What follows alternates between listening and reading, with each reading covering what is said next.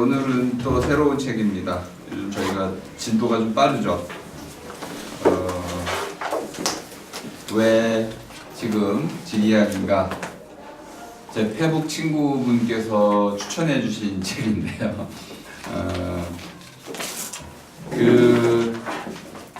이 책의 내용은 미국 중심주의 관점에서 쓰였습니다. 그래서 그분이 이 책을 소개한 그분 페북에 들어가 보면 나중에 실명을 알려드릴게요. 그러면 이 책과 관련된 피나는 투쟁 논쟁이 실려 있습니다. 너는 좀 뭔가 문제가 있는 애다. 이런 인신공격 발언까지 나오는 그래서 베트남 전쟁, 한국 전쟁 뭐 이런 다양한 논의까지 서로 논쟁을 벌이는 이제 그런 치열한 논쟁을 불러일으켰던 책이기도 한 듯합니다. 저는 이제 그러한 논쟁하고 상관없이 이 책 자체가 좀 궁금해서 지리학이라는 것이 궁금해서 여러분들도 지리학 공부를 해보셨나요? 민씨 해보셨어요? 고등학교 때 잠깐. 해보셨군요. 한국은 그래도 좋은 나라에 속하네요. 여기 이제 하름 데 블레이라는 이 지은이는 자연지리학을 전공했던 분입니다. 그리고 이제 정치지리학 이쪽으로 넘어가가지고 지리학의 분야가 좀 소개가 되고 있는데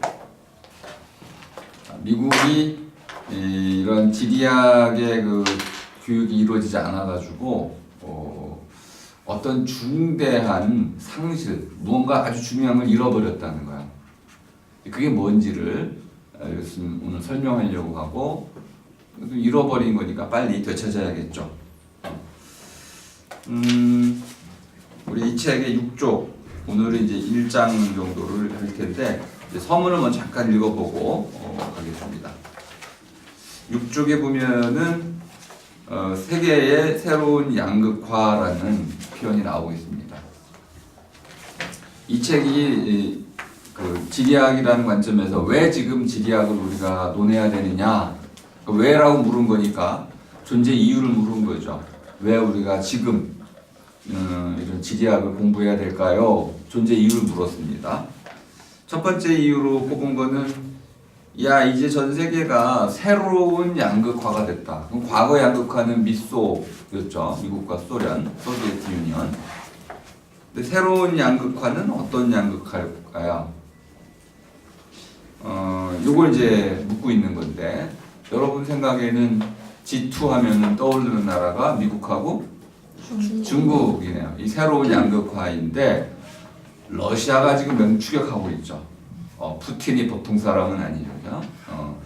푸틴의 지지율은, 러시아 지지율은 얼마나 될 것 같아요? 우리 90%. 네? 90%. 그렇죠. 박근혜 대통령 전 대통령의 지지율은? 언제 지지율? 네, 4% 이렇게 무의미한 숫자가 나왔었죠. 푸틴의 지지율의 가장 큰 근거는 뭘까요? 스트롱맨. 네. 강력한 러시아. 러시아는 뭘 잃어버렸어요? 과거를 잃어버렸어요. 과거의 영광. 소비에트 시절의 영광을 잃어버렸죠. 그거를 되찾기 위해서 이제 러시아가 이제 과거 영광을 되찾기 위해서 영토 분쟁을 하고 있습니다. 그리고 미군을 좀 몰아내려고 하고 있고 인도, 파키스탄, 그다음에 동유럽에서 또 노르웨이, 북유럽 쪽에서 러시아가 굉장한 성공을 거뒀어요. 러시아 국민들에게는 성공으로 각인되고 있습니다. 한 군데 남았죠. 어디 남았나요? 일본과 지금 충돌하고 있는 지역이 있죠. 이제 동북아시아인데요. 이 부분만 러시아가 장악을 하면 일본과의 그 영토 분쟁을 완벽히 승리한다면은 제2의 소비에트 유니언이 건설이 되는 걸 겁니다. 그러면 G2라는 개념도 새로이 G3 정도로 확장이 될 겁니다. 러시아는 지금 급부상하고 있고요. 브라질, 인디아 급부상하고 있죠. 한국은 좀 주춤하고 있는 상황입니다. 뭐 크기도 좀 작고 또 내분도 있고 분단도 되어 있고 하다 보니까 결국 이 중요한 책에 한국에 대한 분석은 거의 들어있지 않아요. 아쉽죠. 중국에 대한 분석은 아주 강력한 분석이 들어가 있습니다. 7쪽에 보니까 이 책이 가장 중요한 내용을 이렇게 얘기하고 있네요. 세계를 지리적으로 보는 것이 뭘까요? 오늘 이걸 좀 주로 설명을 드릴 텐데요. 세계를 바라보는 관점이 많이 있을 수 있습니다. 정치, 경제, 문화, 역사. 근데 지리의 관점에서 본다는 건 무슨 뜻일까요? 일단 이제 지리학을 이렇게 설명하고 있네요. 7쪽에 나오는 부분을 좀 읽어보겠습니다. 두 번째 달라 중간 부분. 지리학은 다른 분야에서는 서로 연결시켜 보지 않는 기후 변화, 역사적 사건, 자연 현상과 정치 상황의 전개, 환경과 인간 행동 사이에 예상치 못한 관련성을 제시하는 것이다. 그리고 지리학은 현 시점과 더불어 미래까지 바라보는 경향이 있다. 자, 지리라는 말을 영어로 보면은 geography라고 합니다. geo라는 말은 그냥 원래 발음으로 하면 geo가 되겠죠. 땅이란 뜻입니다. geo 그 메트릭, 우리 기하학이라는 말을 여러분 아실 겁니다. 기하학. 그러면 geo가 들어가 있죠. 땅을 재는 학문. 나일강 범람 이후에 범람하면 이런 땅 떼기들의 구분이 사라지죠. 범람했기 때문에 진흙, 뻘 이런 걸 묻히게 되고 그런 비옥한 토양이 충전되면서 다시 농사를 지을 수가 있는 거죠. 그런데 파라오는 반드시 그 땅을 원래 주인에게 나눠줘야 됩니다.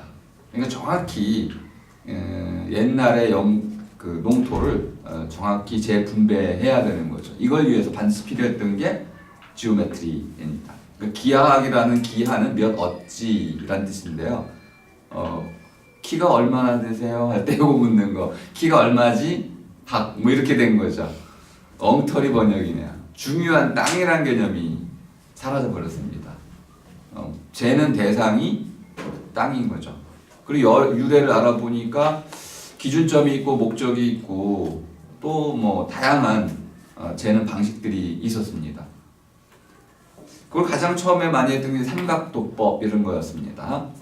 그래서 이 삼각도법을 활용한 땅 재는 법 이것이 기본이 됐다가 나중엔 뭐 원주율 이런 것도 잴 수 있게 됐고 입체도 잴 수 있고 회전체 또는 이제 공률 등등 시간과 연결되는 다양한 방식으로 이제 땅을 공간을 잴 수 있게 된 거죠. 그러니까 그 유래를 안다면은 이제 기하학이 뭘 하는 학문인지 알 수 있습니다. 그런데 지리학은 지오그래피니까 땅이라는 말이 들어가 있습니다. 근데 그라페인이라는 것은 금을 긋는다 이런 뜻이야. 그 우리 아프리카의 지도를 여러 보신 적 있죠? 이제 지도를 많이 보셔야 될 텐데 아프리카 지도 보면 이상한 일이 하나 있죠. 국경이 어떻게 그어져 있던가요? 반듯해요. 네, 어떻게 그은 거예요, 그거는? 자대고 지도 놓고 자대고 그은 거죠. 금긋기. 원래 이제 자연 상태에서 보자면은 계곡이 있죠. 그리고 강이 있고 또 사막이라는 특정한 지대라는 게 있습니다. 지대, 벨트. 존. 벨트와 존은 구분이 되는 건데 주로 이제 기후와 관련해서는 벨트란 용어를 쓰게 됩니다. 벨트는 띠란 뜻이야. 길게 이어져 있는 어떤 지대, 이 띠죠. 이거는 벨트입니다. 허리띠. 반면에 존이라는 것은 어떤 식생과 관련된 부분입니다. 소나무가 주로 사는 존.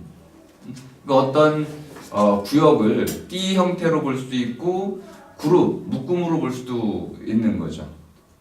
이렇게 이제 지리학에서 자연 발생적으로 금극기가 일어나기도 하는데 최초로 2차 대전 이후에 자로 금을 그은 땅에다가 자로 금을 그은 일이 있었죠. 긋는다는 뜻입니다. 그러니까 땅에다 금 긋는 거 이것이 지리학이에요. 그런데 실제 지리학이 하는 것은 땅에 그어진 자연 발생적인 금 플러스 거기에 사람이 표지석 등을 활용해 가지고 다시 2차로 그어 놓은 금 요 둘의 관계를 설명하는 학문이군요. 자, 그럼 조금 더 어려운 질문을 해보겠습니다. 땅은 무슨 뜻이죠? 이제 우리가 땅이란 말은 뭐 하늘, 땅, 사람 이렇게 삼재해서 뭐 굉장히 중요한 의미로 쓰고 있잖아요. 이제 땅이 무슨 뜻입니까? 이렇게 물어보면 어디를 봐야 이게 땅인가요? 바닥이죠, 바닥. 터도 있고 바탕도 있고. 근데 땅이라는 건 뭐죠? 또 묻이라는 말도 있고 육지라고도 쓰고 뭐 여러 가지로 쓰는데 이 땅이라는 낱말이 설명이 쉽지가 않습니다. 그럼 하늘은 뭘까요?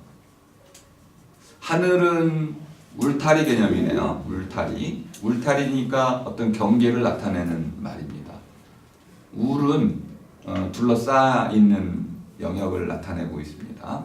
그러니까 울이라는 말은 그런 울 안에 들어와 있는 사람들을 모두 가리킬 때 울이 그 안에 들어있는 사람들을 하나로 보는 거죠.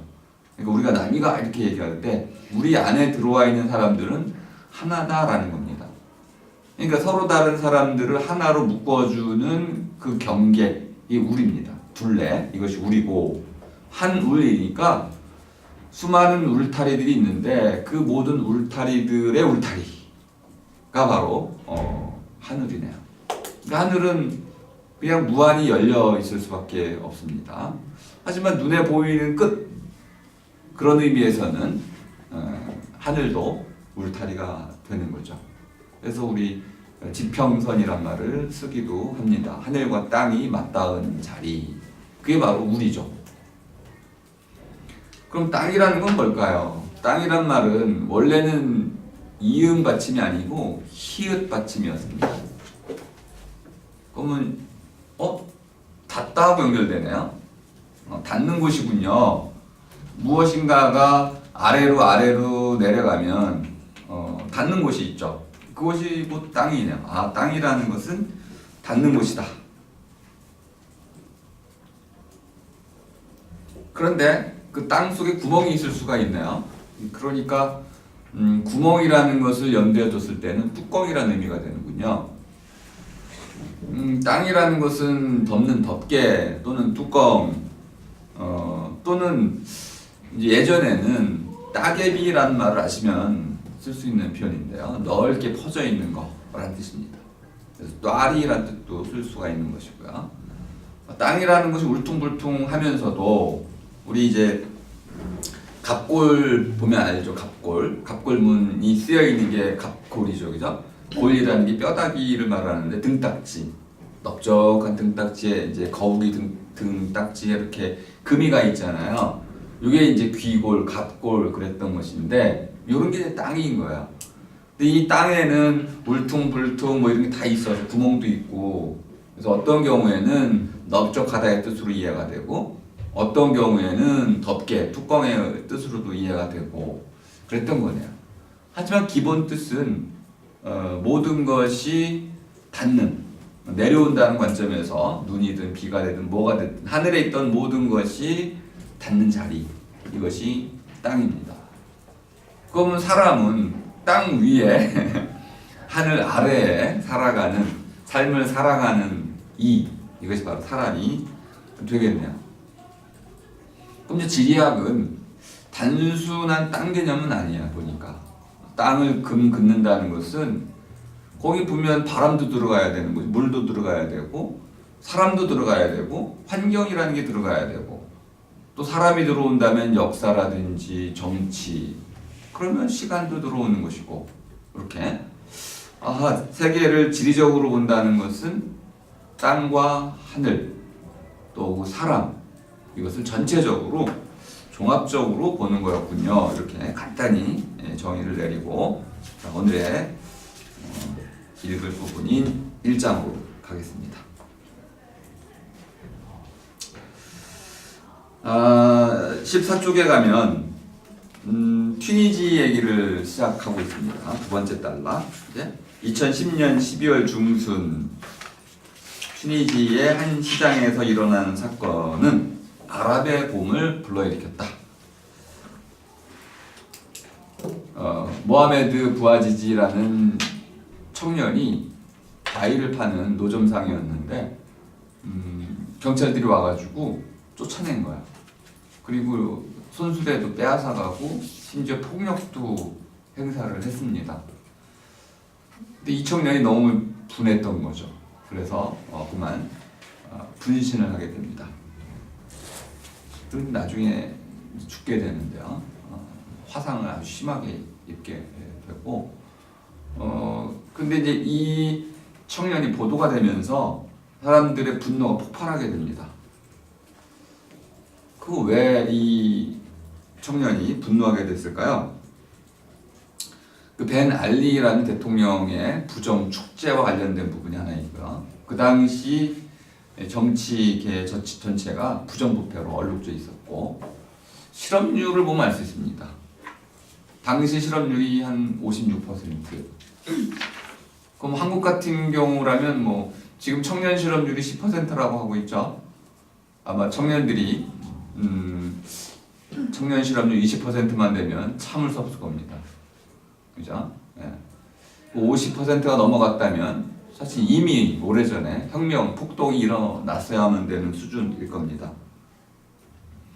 근데 이건 아랍 전체에 공통된 현상이었는데 2007년부터 갑자기 곡물값이 폭등하기 시작합니다. 그러면 가난한 사람들은 이제 먹거리 자체가 문제가 되는 거죠. 그리고 경제가 침체가 되고 뭐 우리 지난주 유튜브를 보시면 아시겠지만은 미래의 속도라는 책 그 네 번째 보면 저금리 얘기 잘 나와 있습니다. 저금리 정책이 유지될 때는 곡물값이 안정돼 있었지만 자 2008년이 어떤 해인지 아시죠? 리만 브라더스 사태가 터지면서 금융 위기가 닥친 시기입니다. 그때부터 갑자기 이제 금리가 올라가기 시작해요. 곡물값이 폭등하고 자원값이 올라가기 시작합니다.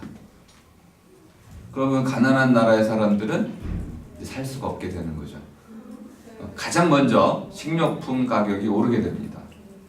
그럼 생필품 값이 올라가면 아무런 소비 역량, 소비 능력을, 여력을 가질 수 없게 되는 거죠. 뭐 이렇게도 얘기할 수 있나요? 뭐 사람으로서 살아갈 수가 없는 거죠. 먹고만 살아? 그게 삶이에요? 먹고 사는 건 이상이 돼야지. 꿈을 꿀 수 있어야 되고 미래를 개척해 나갈 수 있어야 되고. 그래서 이제 이 하나의 분신이 우리 전태일 사건을 떠올리시면 알 수 있습니다. 제스민 혁명으로 이어져서 아랍의 봄을 불러일으키게 됐습니다. 그 튀니지는 지중해 연안에 있습니다. 그 유명한 리비아라는 그 헤로도토스의 역사란 책에 보면 리비아라는 나라가 나오고 있습니다. 리비아와 이제 그리스 이렇게 페르시아 그 강대국 사이에 최강대국이 바로 리비아였죠. 그 최강대국 한니발을 이제 배출했던 나라이기도 하고요. 그래서 로마로 진격을 하게 되죠.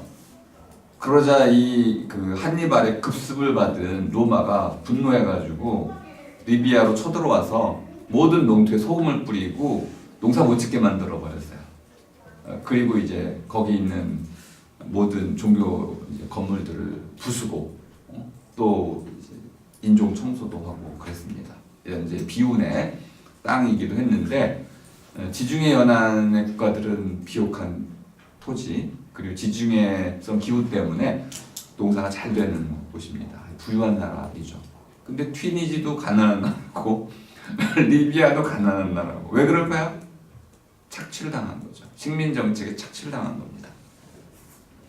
그 옆에 이집트가 있고 그 옆에 시리아가 있고 그 옆에 뭐죠? 이라크가 있습니다. 이라크 옆에 이란이 있고 사우디아라비아 있고. 그러니까 가난한 나라들이 이렇게 몰려 있다는 걸 알 수 있어요. 지중해 연안에 원래 그 부유한 그런 국가여야 되는데 그런 나라들이 전부 가난하게 살고 있어요. 그리고 리비아의 경우에는 이제 카다피로 알려져 있는 독재 정권이 40년 이상 철권 통치를 했습니다. 이 정권이 무너졌죠. 근데 이거 서방 언론들은 SNS 혁명이다 이렇게 얘기를 했습니다. 그럴까요? 네, 아닙니다.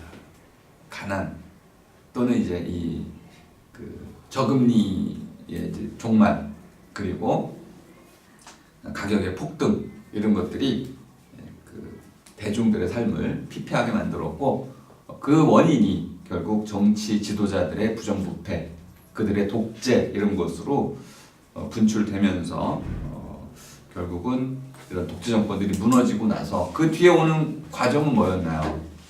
이제 더 끔찍하잖아요.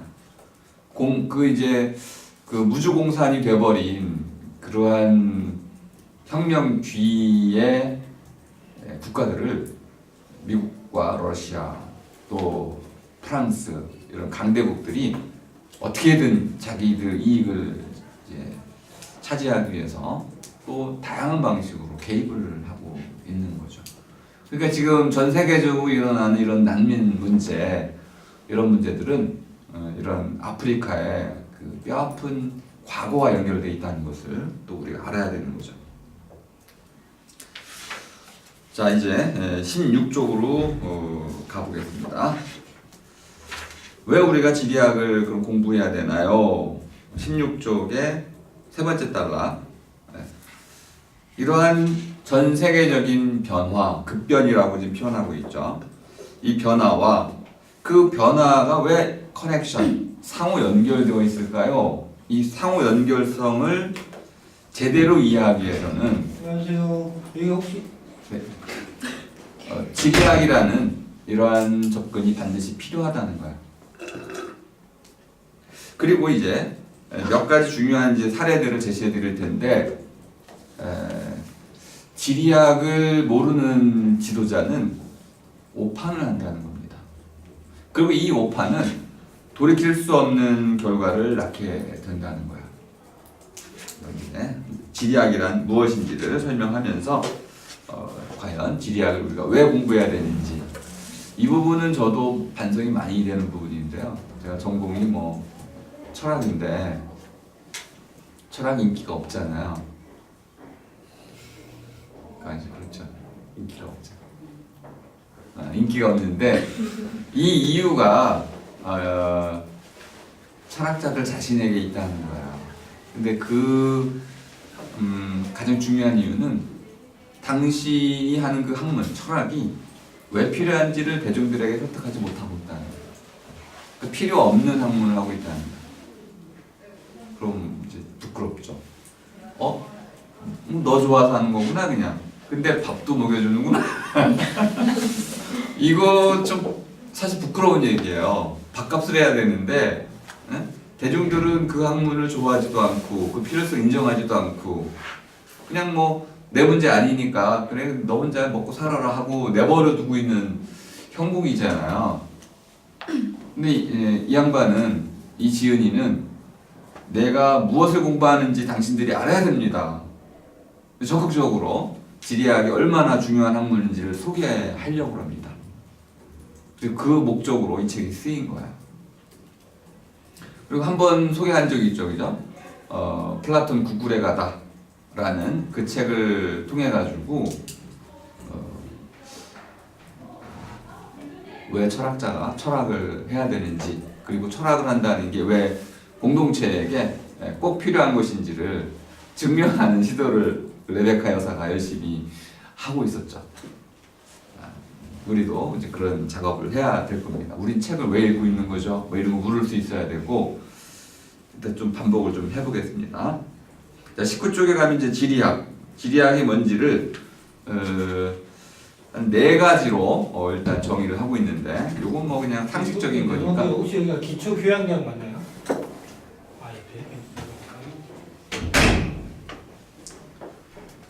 아, 첫 번째는 19쪽 마지막 단락입니다. 지리학이 인간 세계와 자연 세계를 함께 다룬다. 이 책을 읽다 보면 감동받는 부분이 하나 있는데요. 지구 온난화에 대한 설명 부분입니다. 아니, 지리학에서 왜 지구 온난화를 설명하나요? 그런데 기후학이 아닌데도 불구하고 지구 온난화 현상을 지리학자들이 설명해야 된다고 보는 입장이에요. 대단한 거죠. 그러면 이렇게도 얘기해야 됩니다. 지구 온난화에 대해 최종적으로 설명할 책임이 있는 사람은 철학자다. 또는 정치학자다. 또는 사회학자다. 또는 문학자다. 왜? 지구 온난화는 전 세계의 문제니까. 이 문제를 다루지 않는 학문은 학문으로서 가치가 떨어진다는 거야. 그러니까 이거는 지리학에만 해당되는 건 아니네요. 인간 세계가 급속히 바뀌고 있나요? 저희가 읽었던 2권의 책은 제4차 산업혁명과 미래 속도는 우리가 살아가는 세계가 얼마나 빠르게 변화하고 있는지를 보여줬습니다. 그렇다면 그렇게 바뀌어가는 세계를 철학이 연구해야겠죠. 그걸 안 하고 있는 철학이 있나요? 그럼 철학의 가치가 떨어진다는 거죠. 그런 도전을 지금 하고 있습니다. 예를 들어서 석회동굴 연구를 왜 해야 되죠? 우리의 과거이기 때문에 그런가요? 석회동굴 자체에 관심이 있어서 그런가요? 아니라는 거예요. 석회동굴이 만들어지는 과정이 있는 거죠.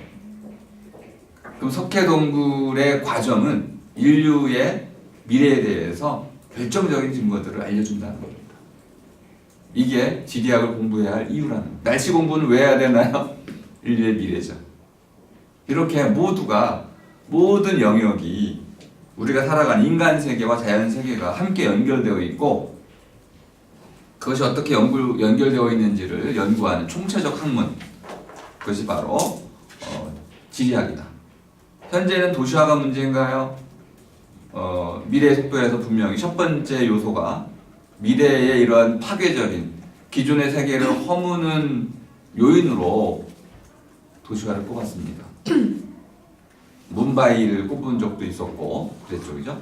그 새로운 중간 도시 규모의 이러한 신흥국의 도시들이 급속히 성장하면서 세계 GNP를 끌어올리고 온난화를 급속히 야기한다고 하고 있어요. 그렇다면 모든 학문은 도시화에 관심을 기울여야 될 것입니다. 그러니까 이렇게 지금 첫 번째 지리학이 뭐 하는 거냐? 자연 세계와 인간 세계가 어떻게 연결되어 있는지를 그 연결성의 관점에서 연구하는 학문이다. 두 번째는 20쪽 두 번째 단락에 있습니다.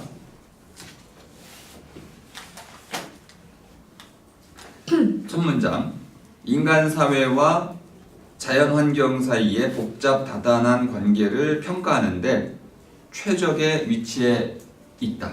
그러니까 지리학이라는 것은 인간 사회와 자연 환경 사이의 관계를 평가하는 거다 이거죠. 요거는 이제 예전에 아주 유명한 책이 있었습니다. 프랑스 대혁명은 왜 일어났을까요? 지리학자가 분석할 때는 프랑스 대혁명은 감자 때문에 일어났다는 거예요. 소빙하기, 리틀 아이스 에이지라고 하는 소빙하기가 닥쳤습니다. 리틀이니까 우리말로는 꼬마 정도가 되겠네요. 꼬마 또는 짤막이 되겠습니다. 아이스는 얼음이니까 그럼 리틀 아이스 에이지, 에이지는 나이란 뜻입니다. 때란 뜻도 있고 나이란 뜻이죠. 그럼 나이라는 것은 먹어가는 거죠. 셀 수 있는 겁니다. 그럼 아이스 에이지, 얼음 때네요. 얼음 나이, 얼음 때, 얼음의 시기를 말하는 거죠. 근데 꼬마야, 짤막한 얼음의 때가 닥친 거죠. 감자가 피농이 됐습니다. 감자가 다 얼어 죽었어요. 먹고 살 게 없는 거죠. 주식이 감자였기 때문에 감자 농사가 피농을 하자 사람들은 먹을 게 없었습니다. 그러면 분명히 폭동이 일어나겠네요. 식량이 먹을 게 없는데 굶어 죽을 사람이 있겠어요? 빵을 달라 하겠죠. 그랬더니 케이크를 먹으라고 그랬어요. 분노하지 않겠어요? 우리도 먹을 게 없다 나눕시다 했으면 왕조가 무너지지 않습니다. 야 니네 가서 케이크 먹어. 아니 감자도 없고 빵도 없어 밀가루도 없어가지고 먹을 걸 달라고 하는데 귀족이나 왕실이나 먹을 케이크를 먹으라고 조롱한 거죠. 그러면 군중은 분노할 수밖에 없습니다. 자기들의 고통을 모르고 있잖아요. 그것이 바로 프랑스 대혁명의 원인이다. 이렇게 설명도 합니다. 자, 그러면 이제 프랑스 대혁명을 전혀 다르게 볼 수가 있는 거네요. 이렇게 소개를 하고 있는데 사람들은 왜 화산이 일어나는 지역에 화산이 일어난다는 걸 알면서 거기 살고 있을까요? 이상하잖아요. 저희 고향 얘기를 하면은 제가 이제 보은에 사는데 보은에 저희 동네에 그 홍수가 3번 났어요. 근데 왜 이사를 안 갔죠? 3번씩이나 홍수를 당하고도 왜 거기 사는 걸까요? 갈 곳이 없어서. 확실하죠. 갈 곳이 없어요. 응? 그런가요? 어리석어서. 그런가요? 이걸 지리학자들이 설명을 해줄 수 있다는가? 사람들은 왜 이렇게 위험한 지역을 고향이라는 이름 하에 떠나지 않는 걸까요? 응? 참 어려운 얘기이네요. 자, 이게 바로 두 번째 인간 사회와 환경 사이에 일어나는 그런 어떤 관계 이런 것들을 설명하는 학문이다. 세 번째는 21조. 이게 아마 지리학에 대한 일반적인 그 관심일 겁니다. 낯선 문화권에 대한 어떤 호기심. 지리학자들이 이거 많이 해주잖아요. 어디 가면 뭐 있다 해가지고 사람들의 호기심을 많이 자극을 해줍니다. 그리고 이 지리학은 우리 이제 식민지 시대에는 뭐 최고의 전선이었어요. 모험과 탐험이란 말로도 미화되기도 했지만은 지리학자들은 항상 군인들과 더불어 최전선에 있었습니다. 그들은 가가지고 뭘 조사하나요? 첫 번째, 광물을 조사합니다. 어디 가면 뭐가 석탄이 있다. 어디 가면 뭐가 있다. 지도를 만들어 가져오죠. 그럼 반드시 두 번째는 기업이 들어가는 거죠. 첫 번째는 군인이 들어가고 두 번째는 지리학자들이 들어가고 세 번째는 기업이 들어가네요. 그래서 지리학이 오명을 뒤집어 썼습니다. 제국주의 침탈에 앞잡이 노릇을 했기 때문에 제국주의 학문이다 이렇게 평가를 받기도 했던 것이죠. 뭐 그런 면이 분명히 있었고요. 네 번째는 이제 영어로 로케이션, 우리말로 입지라고 번역을 했는데요. 로케이션은 뭐 쉬운 말이면서도 어려운 말입니다. 로컬이란 말에도 남아있죠. 로케이션은 자리를 잡는다 이런 뜻입니다. 잡은 자리 또는 뭐 앉은 자리, 우리 지금 앉아 있죠 지금 여기. 그럼 이렇게 묻는 거예요. 도시가 앉아, 서울이 여기 앉혀 있어요, 그죠? 서울이 왜 한반도 여기에 지금 자리를 잡고 있나요? 이걸 묻는 학문이다 이 말이에요. 하나의 도시, 하나의 마을, 하나의 공동체가 하필 왜 그 자리에 생겨났을까요? 요것을 묻는, 로케이션을 묻는 자리 잡기의 문제를 묻는 것이다. 자, 그럼 22쪽으로 가겠습니다. 마지막 단락. 지리학은 이렇게 한마디로 정의를 내리고 있습니다. 세상을 공간적으로 바라보는 학문이다. 자, 그럼 공간이 뭘까요? 비유를 좀 들죠. 역사학은 세상을 어떤 관점으로 보나요? 시간. 쉽네, 그죠? 관점을 눈길이라고 해보겠습니다. 눈길. 저한테 한번 눈길을 줘보세요. 자, 길이 보이죠, 이렇게. 네, 눈길. 그럼 다른 건 못 보는 거죠? 동시에 볼 수 있나요? 한쪽에 눈길을 주면 다른 쪽은 못 보는 거. 이 관점이라는 뜻입니다. 점, 포커스, 어떤 한 지점에 눈길을 주는 거죠. 시간에 눈길을 준다. 정말 그런가요? 역사학이 정말 시간의 눈길을 주나요? 시간이란 눈길로 세상을 바라보나요? 뭐 그럴 때도 있고 아닐 때도 있는데 아마 연대기 크로니클 연대기라는 걸 때문에 아마 그렇게 불릴 수 있습니다. 이에츠카는 역사를 대화의 관점으로 설명했습니다. 또 이에츠카 이전에 아놀드 토인비는 역사를 미메시스와 네메시스의 관점으로 설명했습니다. 이거는 시간 관점은 아니네요. 또 우리 신채호 선생은 아와 피아의 투쟁 관점으로 봤습니다. 시간 관점은 아니네요. 그러니까 지리학자가 역사를 바라보는 것은 자기 편의대로 지금 설명을 한 겁니다. 역사를 마치 시간의 관점에서 봤다. 왜? 자기들이 공간의 관점에서 보니까. 네. 그러니까 상대적으로 본 것 같고요. 경제학자들은 그러면 어떤 관점에서 볼까요? 좀 대답하기 망설여지죠. 경제학자들은 경제 관점에서 보죠. 경제라는 거는 이코노미는 무슨 뜻일까요? 이게 또 문제가 됩니다. 말은 우리가 했지만은 그 뜻을 알고 있는지는 다른 문제예요. 살림살이의 관점에서 본다는 겁니다. 그럼 살린다는 게 뭘까요? 죽은 놈 살아있게 하는 게 살리는 거죠. 근데 막 늙어서 지금 이제 수명 다해서 죽는 사람을 살릴 수 있어요? 그 사람을 살리는 방법은 장례를 잘 치러주는 거죠. 기억해주고 기념해주는 거. 그 살아있는 사람은 잘 살아가게 해주는 것이 살리는 것이고 죽을 수밖에 없는 사람은 말 이상합니다. 잘 죽게 해주는 거. 이게 잘이라는 개념이 살림의 핵심이라는 걸 알 수 있어요. 어린아이도 어린아이답게 잘 살게 해주고 여자 남자 뭐 등등 저마다에게 좋은 그런 삶을 살게 해주는 것이 살림입니다. 근데 이거는 강제할 수 있는 건 아니에요. 한솔 씨가 뭐 잘 살고 싶은데 내가 잘 살아라 해서 강제할 수는 없잖아요. 그건 스스로의 결단인 거죠. 그런데 이제 이렇게 얘기할 수 있어요. 선생님 잘 살려면 공부가 필요해. 학점 A+ 주세요. 그러면 제가 조건을 제시할 수 있는 거죠. A+ 받고 싶으면 이렇게 공부하면 됩니다. 했어요. A+ 주는 거죠. 그죠? 그러면 살려서 잘 살 수 있게끔 어떤 수단을 제공해 주죠. 이게 살입니다. 그러니까 살림살이라는 것은 방향이 있어요. 경제학이 추구하는 방향은 이익 추구인데 더 큰 방향은 행복이죠. 경제학은 이게 행복을 추구하는 학문이야. 그리고 그 행복을 추구할 때 강제하는 건 아니죠.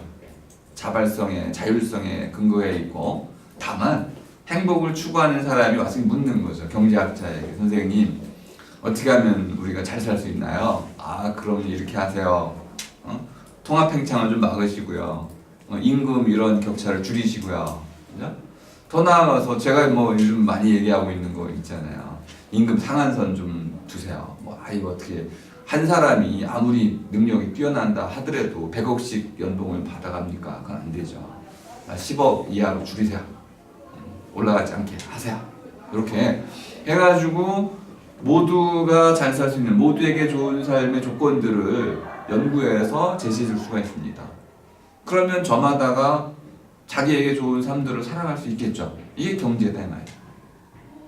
근데 경제를 지금 우리가 돈벌이 이렇게 해버리니까 살림살이의 의미는 다 사라져 버렸습니다. 살림살이는 돈벌이하고는 전혀 다른 거야. 또 그러면 뭐 투기해서 돈 벌면 되죠. 지금 그것도 허용이 되고 있잖아요. 투기자본 허용이 되죠. 펀드도 다 허용이 되고 환불, 선불 다 허용이 되고 그러니까 지금은 아주 위험한 경제가 됐습니다. 자, 제가 하나를 또 얘기를 해볼까요? 철학은 어떤 관점으로 이 세상을 바라보는 학문이 지금 중요한 건 바라보는 학문이라고 계속 얘기하고 있다는 거야. 바라보다에는 두 가지 의미가 하나 있습니다. 휘어지지 않은 거, 바로 본다는 뜻이 하나 있고 멀리 바란다는 뜻이 있어요. 예를 들어서 강현 씨가 저 고개 너머를 바라보면 왜 바라봐요? 고개 넘어요? 떠난 님이 행여 오실까봐. 그죠? 뭔가를 바라는 거죠, 그죠? 일어나기를. 그 바람이 있어요, 그 안에. 그러면서 고갯마루를 똑바로 쳐다보죠. 그러니까 바라본다에는 바르게 본다는 거하고 나의 바람이라는 것이 함께 섞여 있어요. 그러니까 철학이 세상을 어떤 눈길로 바라보는지를 물었을 때 그 어떤 눈길이 굉장히 중요하다는 걸 알 수 있습니다. 아까 살림살이의 눈으로 볼 것인지 공간의 눈, 시간의 눈 이렇게 두 가지는 했는데 그러면 철학은 어떤 눈으로 바라보나요? 뭐 이렇게도 물을 수 있네요. 한솔 씨는 어떤 눈으로 세상을 바라보세요? 청년의 눈을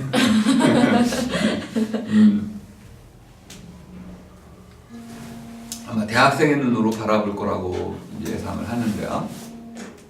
철학은 기본적으로 제 식으로 얘기하면 이제 슬기의 눈으로 바라봅니다. 근데 슬기라는 것은 보다 나은 삶이 무엇인지를 알아가는 거야. 그러니까 보다 나은 삶, 유토피아죠.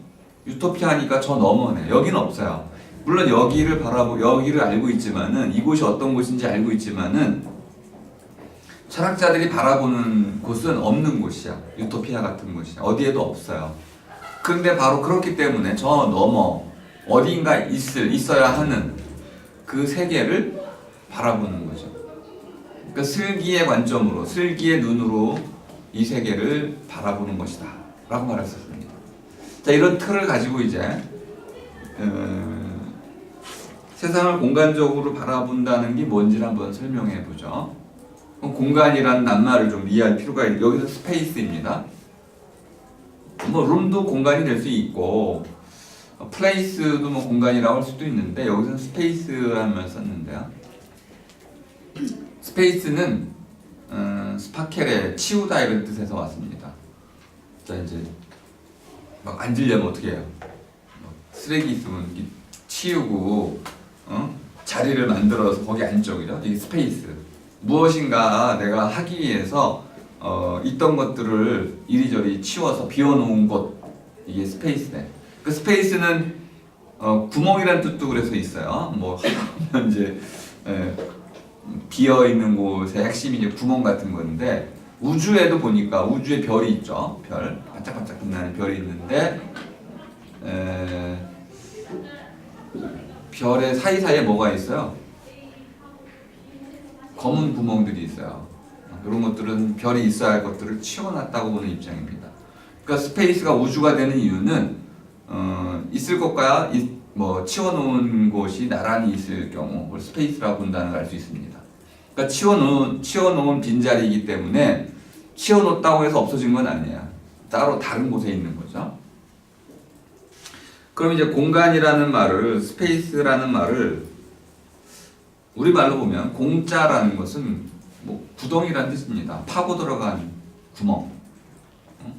자, 한번 선문답을 하나 해보죠. 공짜를 이해하기 위해서. 허자와 공짜는 좀 허공, 공허는 전혀 다른 낱말인데요. 공만 설명하겠습니다. 선문답식으로 설명할 테니까 한번 상상해 보세요. 여러분 손에 삽자루가 있습니다. 삽이 한 자루 있는데 앞에 태산이 하나 있어요. 자, 이 태산으로 삽으로 태산을 지금 파들어 갑니다. 막 파들어 가요. 그래가지고 그 태산 전체를 다 파가지고 뒤로 옮겼어요. 그럼 뭐가 남았나요?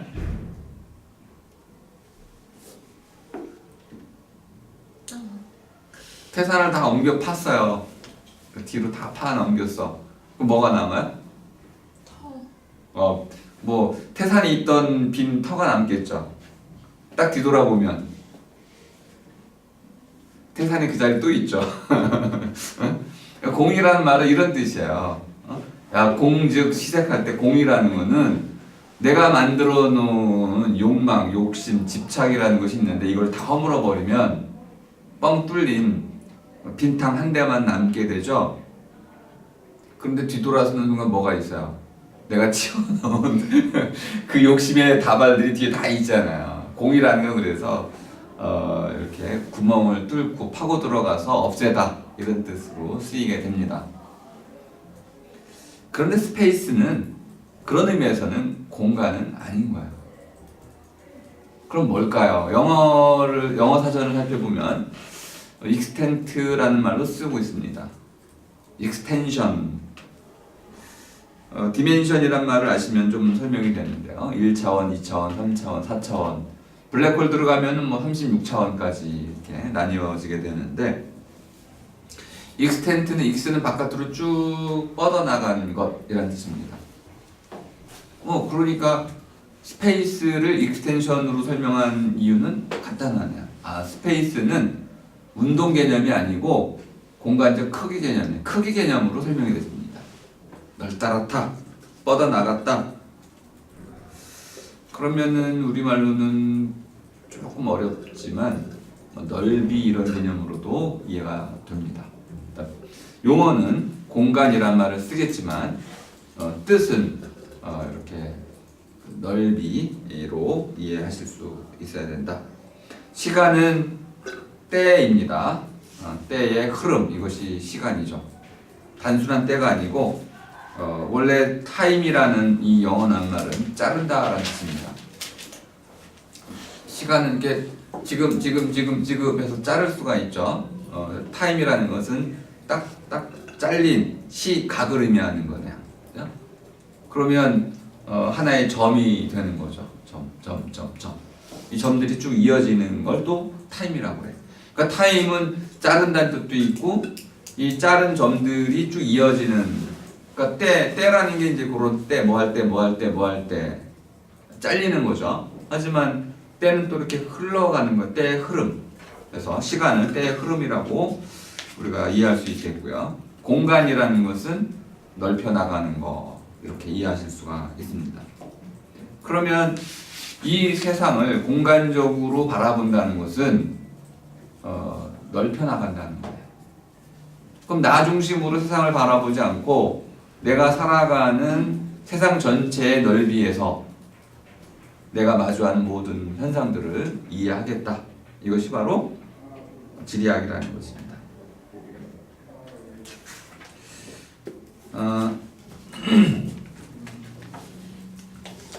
24쪽으로 한번 가보겠습니다. 그럼 이제 지리학이 뭐냐, 이걸 설명하는 마지막 문장이 있습니다.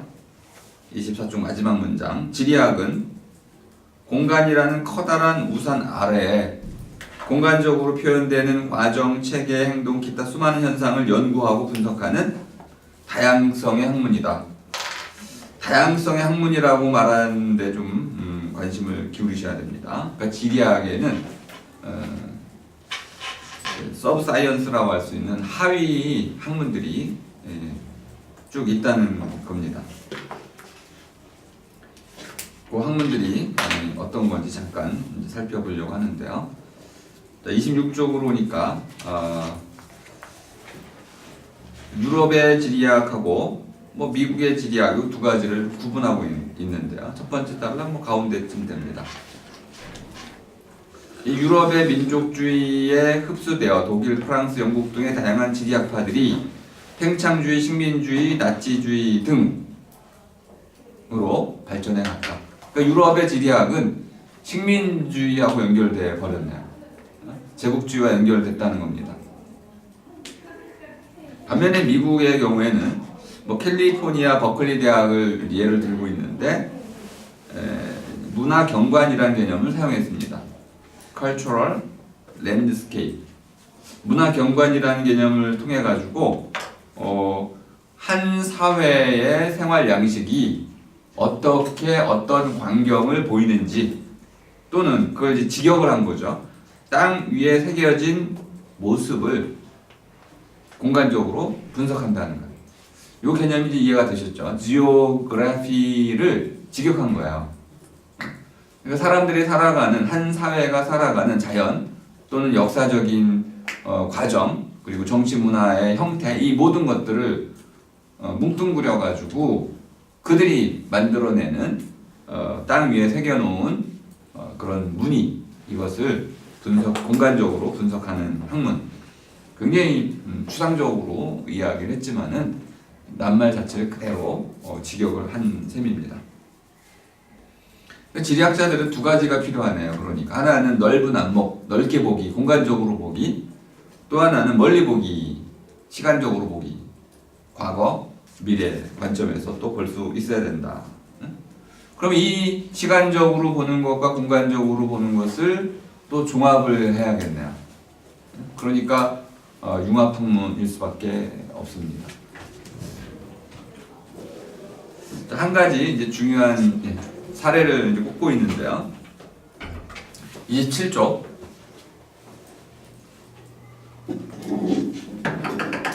두 번째 단락에 보니까 지리학이라는 것이 갖고 있는 이제 문제의식은 설명이 됐는데 방법은 어떨까요? 맨 마지막 문장을 봐줘. 27쪽 마지막 문장.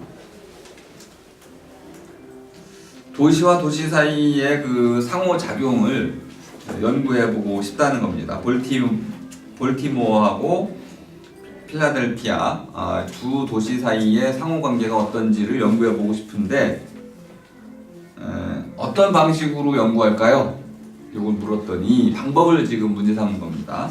마지막 문장에 상호작용의 수준과 도시의 규모 및 도시 간 거리의 관계를 정량화하기 위해서는 중력 모델을 쓰면 된다. 네, 28쪽에 나오죠. 중력 모델. 이렇게 나오면 이제 좀 갑자기 따라가기 어려워지는데요. 중력 모델이라고 쓴 부분 두 줄 내려가면 두 도시의 인구를 곱한 값. 두 도시의 인구를 곱합니다. 다음에 그 거리의 제곱으로 나누는 것. 이게 중력 모델이라는 거네요. 이해가 되시죠?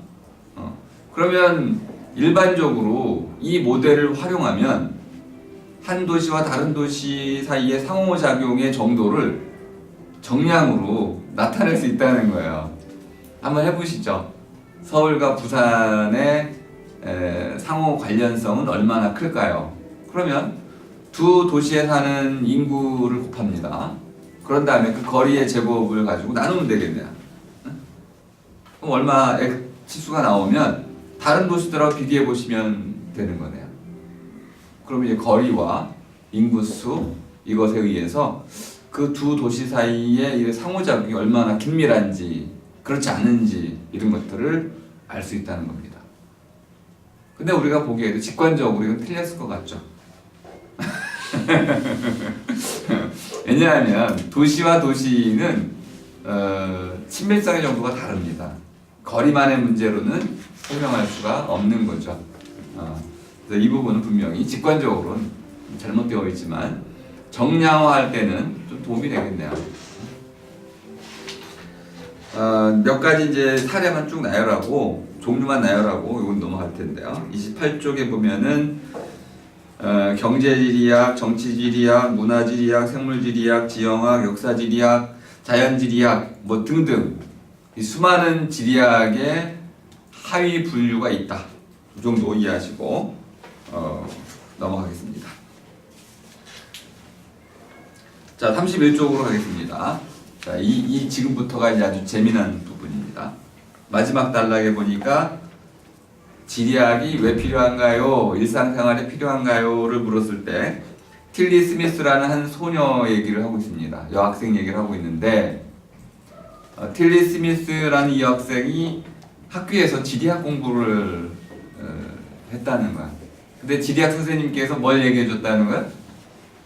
야, 쓰나미가 오면은 바다가 갑자기 뒤로 슉 육지에서 밀려난단다. 근데 그 밀려나는 거는 엄청난 쓰나미가 덮칠 징조니까 그때는 이렇게 피해라 라고 얘기를 해준 거예요. 근데 푸켓에 놀러 갔는데 갑자기 이 여학생이 그러한 현상을 본 거예요. 그래서 부모님한테 얘기를 해줬어요. 뭐 아빠한테 얘기를 했던 것 같습니다. 이 선생님이 이런 얘기, 우리 지리 선생님이 이런 얘기 해주셨는데 이게 쓰나미가 온다는 거야. 모든 사람들한테 알려가지고 100명 정도의 사람들을 호텔 이제 높은 층으로 대피를 시켰다는 거죠. 그래서 100명 정도가 살았답니다. 그런 웃으면 안 되네. 이 지리학 수업을 못 받은 사람들은 어떻게 됐을까요? 죽었다는. 야, 그래도 지리학이 안 중요한가요? 이렇게 협박을 하고 있는 거죠. 그 다음에 이제, 이거 특수 사례는 그런데요. 자, 32쪽으로 가겠습니다. 32쪽에 보면은 두 번째 단락에 마지막 문장을 보겠습니다. 이럴 때는 정말 지리학이 도움이 되네요. 근데 뭐, 그런 경우가 몇 번이나 있겠어요? 한솔씨 뭐 저기 쓰나미 만나봐 몇 번 있는데 글쎄 그 평생 오지도 않을 그 기회를 가지고 지리학 공부 하겠어요? 이런 거거든요. 그래서 이렇게 물었습니다. 보편적인 의미에서도 지리학이 과연 중요할까요? 이거 굉장히 중요한 거예요. 제가 이거 이렇게 한번 바꿔봤어요.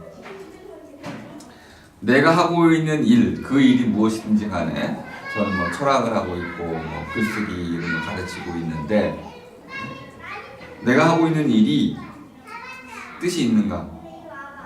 뜻이 있고 보람이 있는가? 보람이 있을 때 그 값은 얼마나 되는가? 값이 좀 비싼가? 싼가? 뭐 이런 거 있잖아요. 자기가 하는 일에 대한 평가예요. 그리고 이제 좀 더 이 글의 취지에 맞게 말한다면은 다른 사람들은 내가 하는 일에 대해서 얼만큼의 가치를 부여하고 있는가?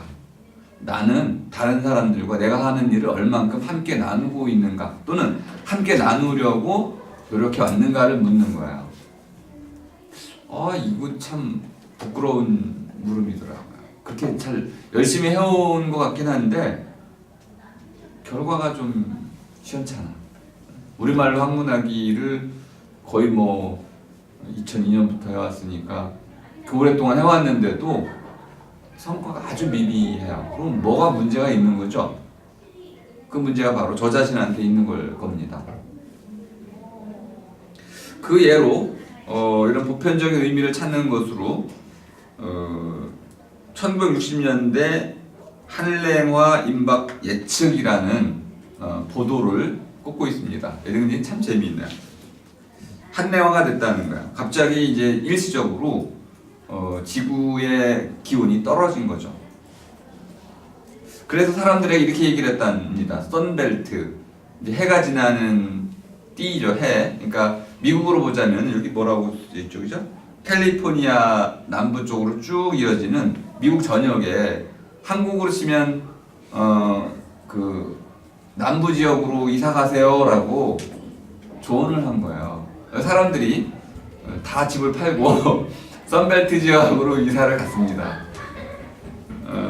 근데 어떤 일이 벌어졌나요?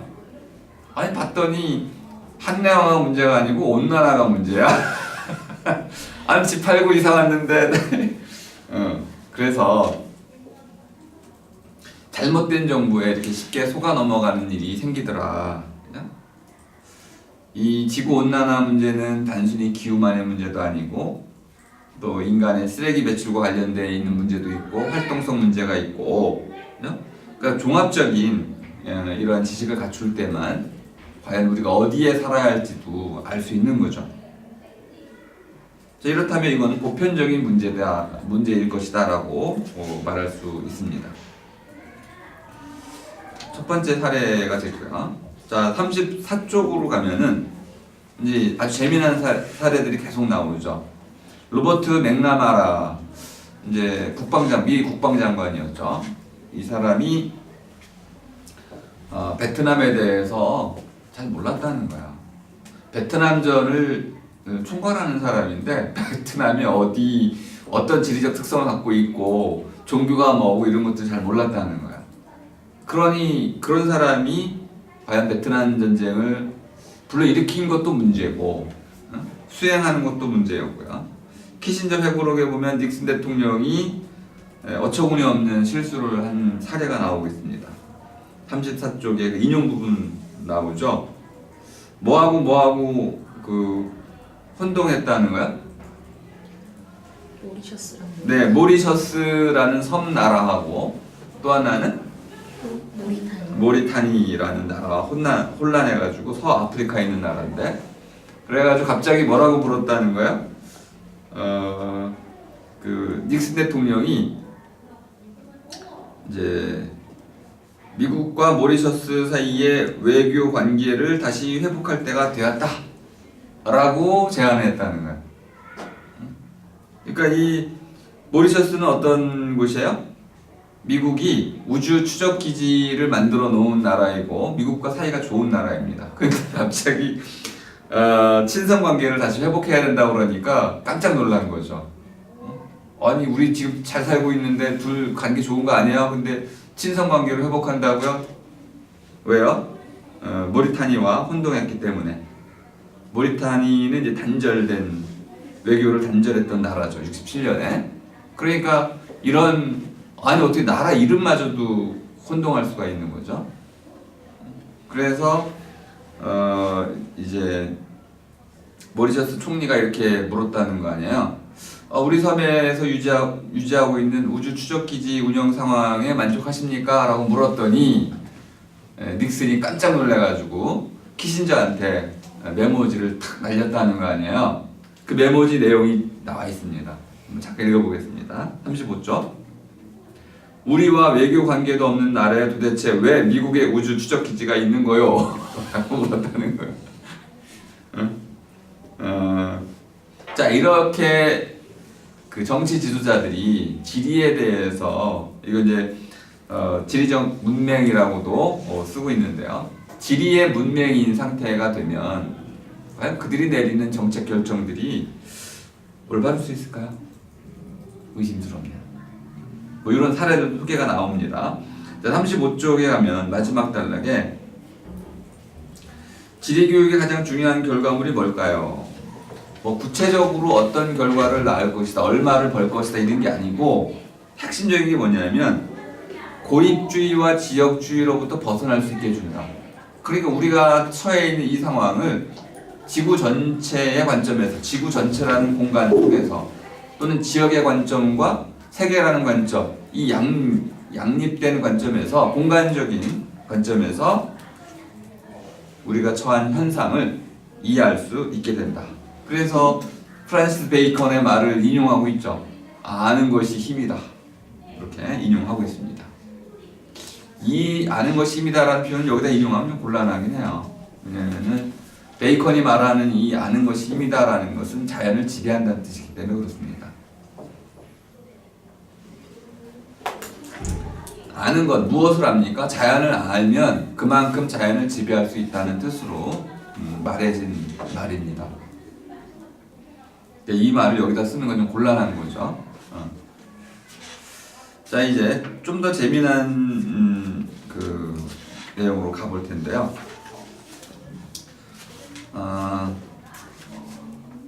미국 학생들이 지리를 잘 알까요? 네.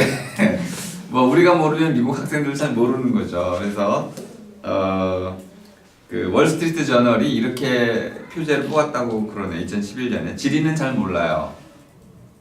미국 학생들이 지리는 잘 모른다고 이렇게 탄식을 했다는 겁니다. 근데 지리만 잘 모를까요? 역사도 잘 몰라요. 역사만 또 잘 모를까요? 또 뭐도 몰라요? 수학도 잘 몰라요. 또 뭐도 모를까요? 네, 계속 이렇게 아니 도대체 미국 교육 뭐 하고 있는 거야? 오바마가 계속 그 탄식했던 게 그거죠. 미국 교육 가라앉고 있다. 그리고 자꾸 한국 교육을 보라고 외치고 있었죠. 한국 교육은 뭐가 잘 되고 있나요? 미국이 부러워할 만큼 잘 되고 있는 걸까요? 아니면 미국 오바마가 한국을 좀 축쳐 세우려고 그런 걸까요? 오바마는 여우 같은 놈이야. 그래가지고 이 그 동북아시아 전체를 여우같이 분열을 시켜놨어요. 통합 못되게 다 분열시켜놨어요. 이렇게 해가지고 일본 가면 일본 편 들고, 한국 가면 한국 편 들고, 북한 내버려 두고 중국 편 들고 해가지고 서로 아웅다웅 싸우게 만들어놨어. 그러니까 가장 중요한 역할을 누가 할 수 있어요? 그러니까 미국이 하는 거죠. 미국이 중재해야만 다 뭔가 소통이 되는 구조가 되어버렸죠. 트럼프는 이 꼴을 못 본 거죠, 그죠? 야, 우리 확실하게 합시다. 우리 편이냐 아니냐. 미국 편이 아니야. 둘로 딱 나눠버린 거야. 그리고 중국한테 선전포고한 거죠. 너네 우리 편이 아니야. 중국이 지금 곤란합니다.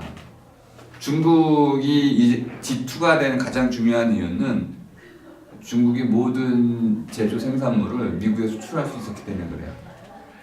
중국이 유럽에 수출해가 돈 벌겠어요? 유럽은 너무 시장이 좁아요. 한국에 수출한다고 중국이 돈 벌겠어요? 어디로 중국이 수출할 수 있어요? 중국이란 나라를 먹여 살릴 수 있는 정도의 시장 규모는 미국밖에 없어요. 이거를 트럼프는 너무나 잘 알고 있죠. 너 우리 편이 아니야. 딱 물으면서 뭘 확인했습니까? 확인 조사들을 갖죠, 그죠? 예. 북한 문제를 가지고 중국을 지금 시험하고 있는 거죠. 그러면 일본은 이미 어디로 섰어요? 네, 바로 미국 등 뒤에 붙어 있습니다. 한국은요? 사드 배치 반대할까 말까 해가지고 좀 거리를 두고 약간 옆으로 비켜섰어요. 그죠? 중국만 미국 뒤에 서면 어떻게 됩니까? 동북아시아 전체는 미국 손아귀에 넘어갈 것 같죠? 이게 바로 트럼프의 큰 오판인 거야. 이렇게 되면은 정말 큰 오판이에요. 이렇게 되면은 결국 중국은 복수의 칼을 갈게 됩니다. 중국은 호락호락한 나라가 전혀 아니에요. 힘이 있으면 결국 힘을 쓰게 마련인데 이걸 넓게 봐야 돼. 트럼프는 지금 지역적으로 보고 있는 거야. 지리적으로 보지 못하고 있는 겁니다. 근데 뭐 모르겠지만 트럼프는 분명히 지리학 수업을 안 받았을 것 같아요. 우리 박근혜 전 대통령도 지리학 수업을 좀 소홀히 한 것 같고, 지리학이라는 것을 우리가 즐겁게 본다면은 이런 역학에 대해서 정확히 이해할 줄 아는 안목을 가진 사람, 이렇게 이해할 수가 있습니다. 미국의 이러한 월스트리트 저널이 지리학의 이러한 문맹 상태에 빠진 미국의 교육을 질타하고 있었던 거네요. 자, 그럼 이제 왜 미국에서 지리학 교육이 안 됐을까요? 이걸 당연히 묻게 되겠네요. 그죠?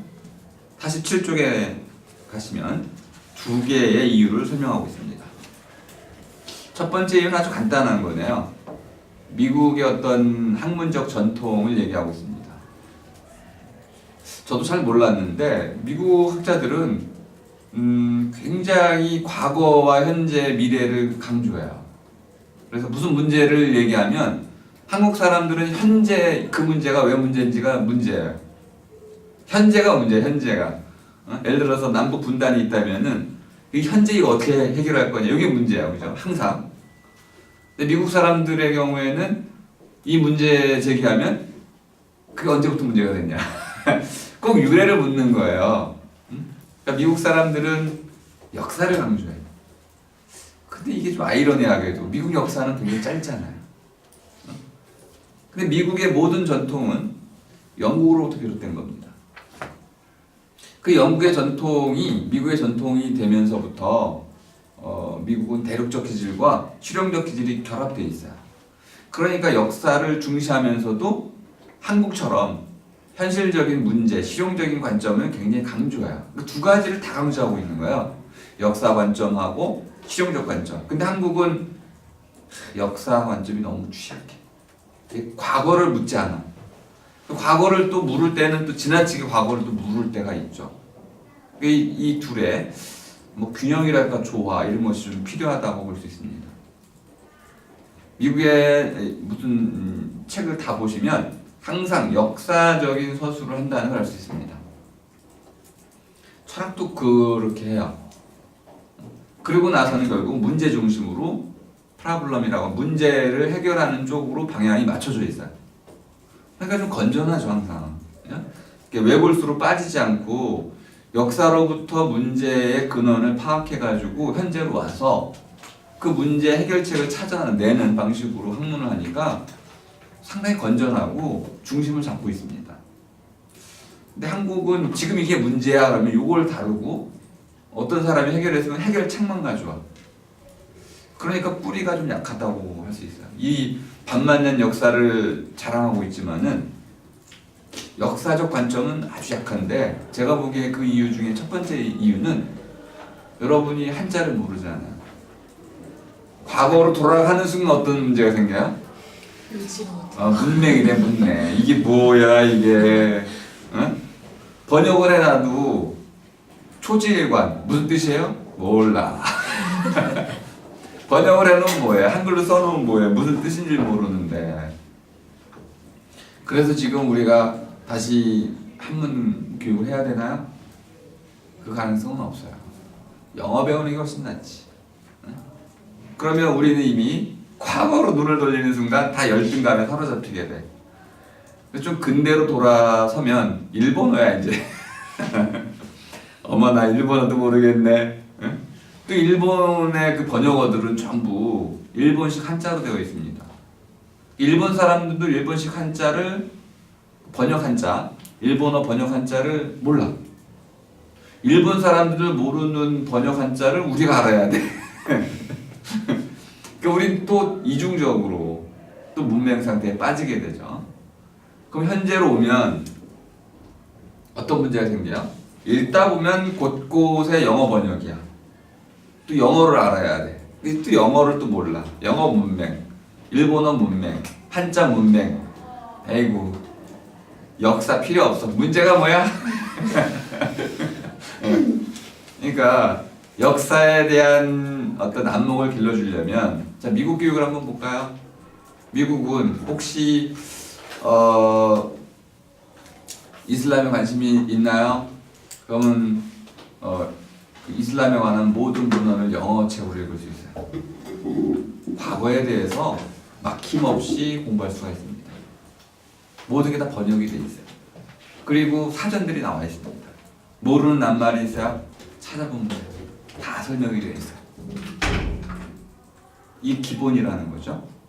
영어로 자기 모어로 하나의 언어로 하나의 말로 학문 모든 학문을 다 할 수 있는 인프라가 갖춰져 있는 곳과 아니 조금만 눈 돌리면 문맹이 되는 곳 사이 학문적 풍토라는 것은 다를 수밖에 없는 거죠. 그럼 우리는 좀 멀더라도 이런 우리말을 학문할 수 있는 이 기반을 닦아 나가야겠죠. 두 번째는 지리학 자체의 문제라는 거죠. 지리학이 아까 다양성의 학문이라고 표현했었죠. 수많은 지리학들이 있었네요. 제가 이제 지리학에 관심을 갖게 되는 인문지리라는 것 때문에 그런데요. 인문지리는 사람들이 살아가는 삶의 방식이 도시냐, 농촌이냐, 또는 강 쪽이냐, 사막 쪽이냐, 뭐 경계선 쪽이 국경 근처냐, 뭐 전쟁이 자주 일어나는 곳이냐 등등에 따라서 삶의 방식이 정해진다는 거예요. 스텝 지역과 뭐 툰드라 지역 완전히 달라진 기후에 따라 달라지고, 그러니까 사람들이 삶을 살아가는 그 방식이 이런 지리에 따라서 크게 달라진다는 것을 설명해 주는 게 인문지리입니다. 굉장히 흥미로웠는데 알고 봤더니 뭐 이 지리학의 종류가 너무 많아. 그러니까 지리학자들이 이렇게 얘기하는 거야. 지리학이 뭔지 몰라. 난 인문지리는 알겠는데 지리학은 모르겠어. 철학에 똑같은 일이 벌어지는데요. 제가 마틴 하이데거의 독일 철학을 전공했는데 독일 철학은 박사지만 다른 건 모르겠어. 이렇게 되는 건 똑같네요. 전문화의 경향이 너무 크다 보니까 그 한 분야에서도 지리학 안에서도 내가 알 수 있는 분야가 있고 모르는 분야가 있어서 지리학 전체를 포괄해서 통일적으로 정의해 줄 수 있는 지리학에 대한 정의가 없어. 그럼 사람들이 이렇게 물을 거 아니에요. 야, 지리학 뭐 가르쳐야 돼? 그러면 모르겠는데. 너 지리학 전공자 아니야? 맞아. 근데 난 인문지리야. 그러니까 지리학에 대한 정의가 없으니까 그러면 교육을 설계해야 되는, 교육 과정을 설계해야 하는 전문가 입장에서는 이거를 설계할 수가 없게 되는 거죠. 그러면 다음에 하다 보니까 지리학은 빠지게 되는 거죠. 그러니까 지리학자들이 이 부분에 좀 더 집중해가지고 지리학이 뭔지를 정의하고 그걸 교과 과정에 집어넣을 수 있는 그런 뭐 지필진에 들어가야 된다는 거예요. 아주 현실적인 문제를 얘기를 했습니다. 자, 재미난 표현이 있어 또 좀 소개하겠습니다. 48쪽에 가지만 얘기하고 제 강의는 끝이고 토론으로 넘어가겠습니다. 역사학자들과 지리학자를 구분하는 48조 두 번째 단락. 역사학자들은 과거 닉슨 대통령이 워터게이트와 관련해서 어떤 잘못을 저질렀는지를 연구한다는 거예요. 그래서 언제를 연구하는 학자다 이렇게 설명했습니다.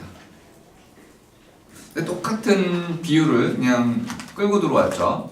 그럼 지리학자는 이렇게 얘기하는 거죠. 조지 부시가 이라크에서 무엇을 했느냐?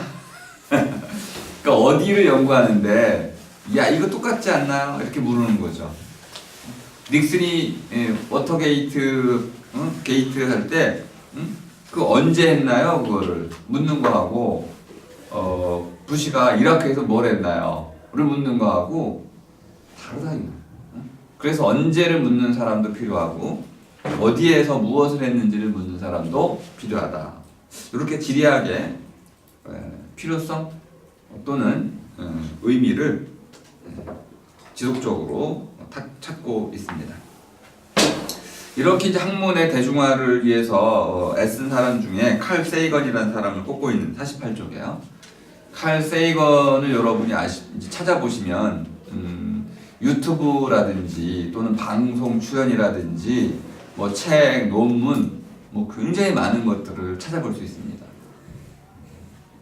칼 세이건의 경우에는 이제 그 우주 탐사와 관련해서 상당히 대중적인 인지도가 높은 우주론자입니다.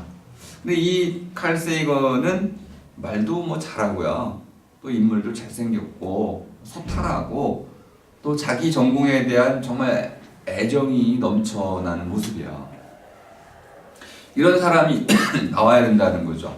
그렇다면은 지리학에도 이러한 대중에게 지리학이 무엇인지를 애정을 갖고 설명해야 할 사람이 나오고 또 철학도 그래야 된다는 거죠.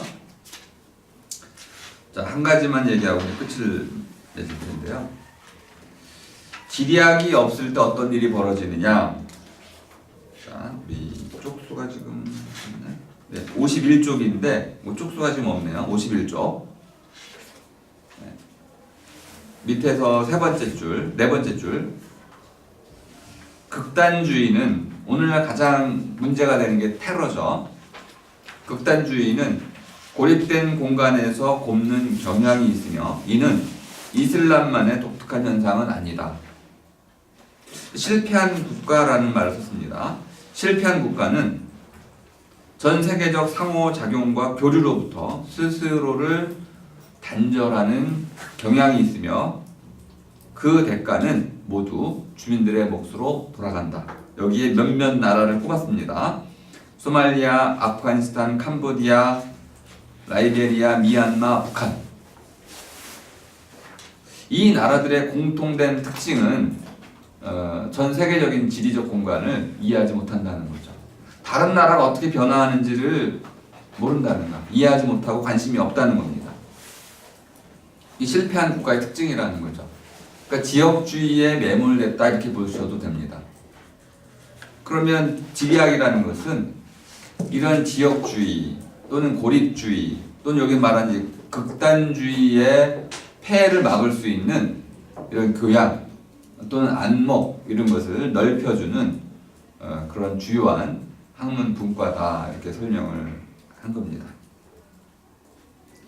그 밑에 이제 색깔이 다른 걸로 되어 있는 51쪽 마지막 문장 보시면 미국 아까 이제 뭐 미국주의라고 아메리카니즘이라고 말씀드렸죠. 이 책이 쓰인 큰 바탕은 마지막 단락에 보면은 자 미국은 수많은 도전에 직면할 것이다.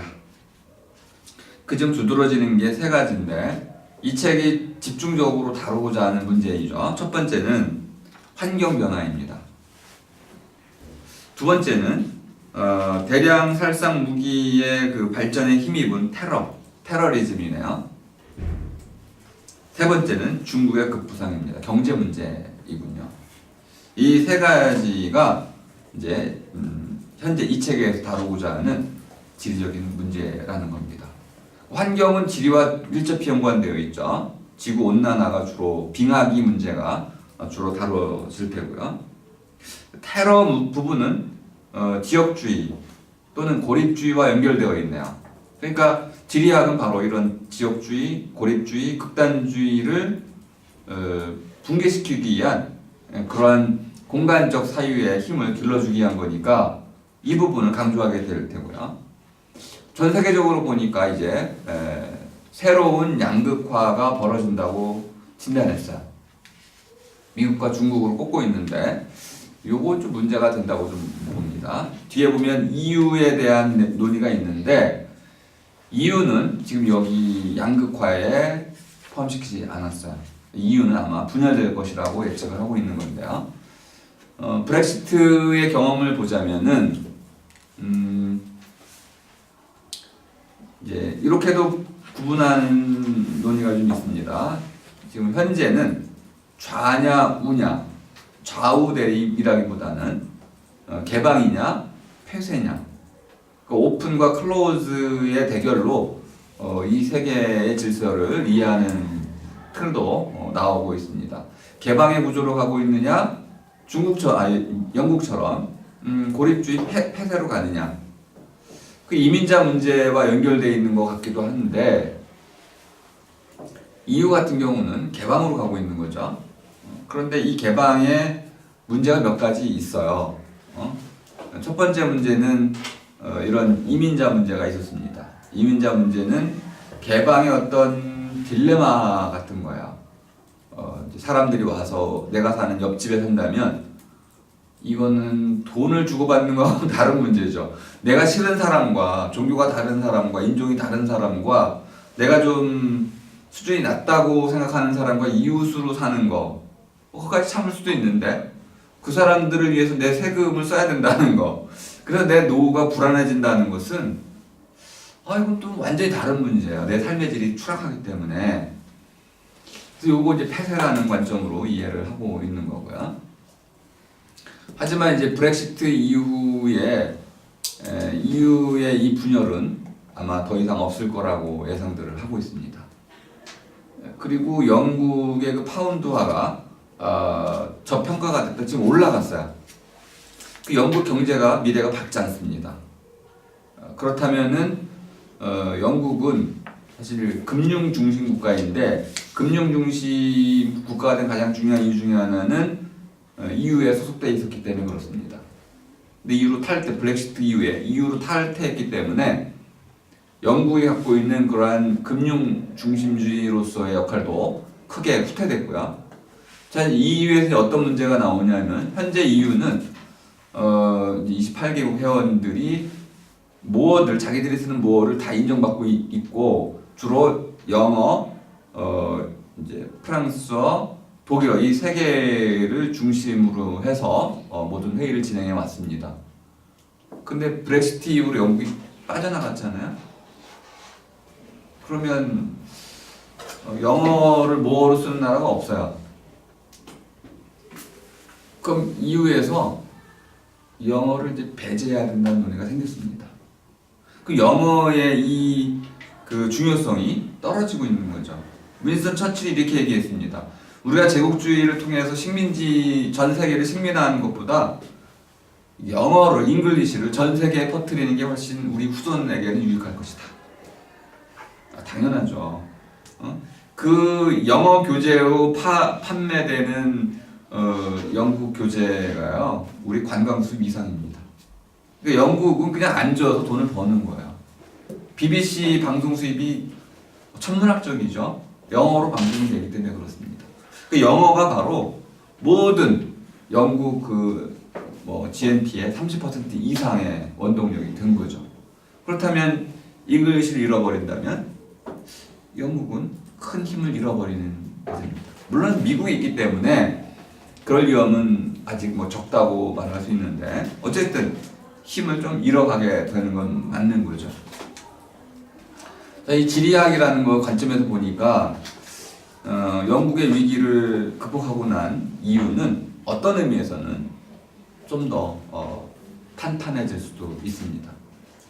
그리고 터키라든지 여러 나라들을 더 흡수해 드린다면은 미국만큼은 아니어도 상당히 큰 규모의 시장으로 성장할 가능성이 높고, 특히 이제 독일 같은 경우를 보면 굉장한 성장을 해왔기 때문에 4차 산업혁명 관련해 가지고는 뭐 선두주자가 됐잖아요. 그렇다면은 이제 G2라고 말하는 부분이 G2까지는 좀 그렇고 이제 G3, G4 이렇게 넓혀질 가능성이 있는 거고요. 아까 러시아 얘기했지만 러시아도 우주 항공 산업의 이제 비약을 통해 가지고 새로운 이제 도약을 꿈꾸고 있습니다. 가장 무서운 나라는 이제 인디아죠. 인디아는 대단한 나라입니다. 영국적인 영향을 갖고 있어요. 영어의 위력을 갖고 있습니다. 인디아는 실리콘밸리 이런 데 다 누가 있어요? 인디아계들이 있습니다. 인도 사람들은 전 세계로 나가면서도 중국 사람들처럼 먹튀를 안 해요. 중국 사람들은 왕창 투자한 뒤에 현지인들을 안 씁니다. 다 데리고 와요. 중국인 데리고 와가지고 일 시킨 뒤에 그대로 빠져나가. 공동화 현상이 일어나죠. 한 번 당하면요, 그 다음부터는 중국 사람들한테 투자를 유치할 생각이 안 나요. 정이 떨어지죠. 아니면 아예 그냥 거기를 차지해버려. 빼앗겨버리는 거야. 공존의 모색을 안 해요. 반면에 인도 사람들은 그렇지 않습니다. 공존의 모색을 하죠. 그리고 아프리카에 프랑스, 영국 특히 영향 때문에 인도가 상당히 많은 인프라를 구축해놨습니다. 이것만 인도가 좀 잘한다면, 인도는 이제 그 사회 인프라가 너무 약해. 철도 보세요, 철도. 사람들이 막 그냥 철도에 치여 죽고 늘려 죽고 떨어져 죽고 응? 전력난 뭐 갑자기 블랙아웃 되고 막 이러잖아요. 이런 기간 산업이라는 부분만 잘 정리정돈하고 또 자기들이 갖고 있는 인프라를 잘 활용하기만 한다면은 제가 보기엔 뭐 중국 이상의 잠재력을 갖고 있는 나라. 그럼 벌써 G4가 되네요. 브라질도 그런 가능성이 있는 나라입니다. 그럼 G5가 되겠죠. 한반도 통일된다면 한반도도 그럴 가능성이 있는 나라입니다. 그럼 G6가 되죠. 그럼 그때 가면 영어의 능력이라는 것은, 영향력이라는 것은 아주 크게 줄어들 수밖에 없을 거예요. 그러니까 이제 지금 브렉시트를 언어의 관점에서 보자면은 영국은 큰 손실을 겪은 것이다 라고도 볼 수 있습니다. 자, 이 1장은 바로 지리학이 왜 필요한지를 지리학 전공자가 열심히 강변을 하는 것이고, 저한테는 많은 감동을 주었는데요. 여러분들 어떻게 보셨는지 모르겠네요. 자, 제 갈은 여기서 마치고 여러분들 토론이나 질문을 받아보겠습니다. 네.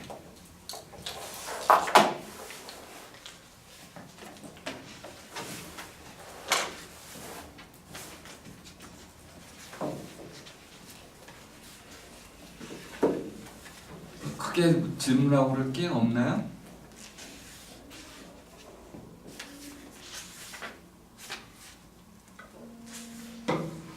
뭐 질문할 게 있으신가요?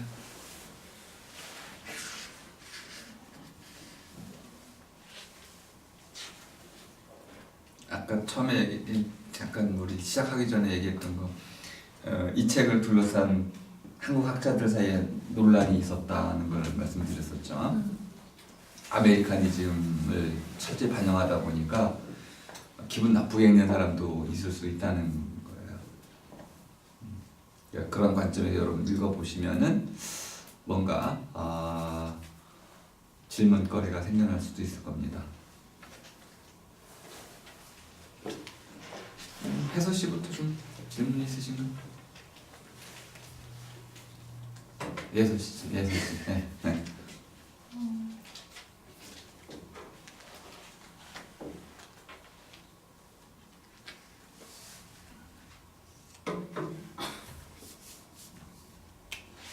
아까 공간이 이렇게 넓혀가는 것이라고 했잖아요.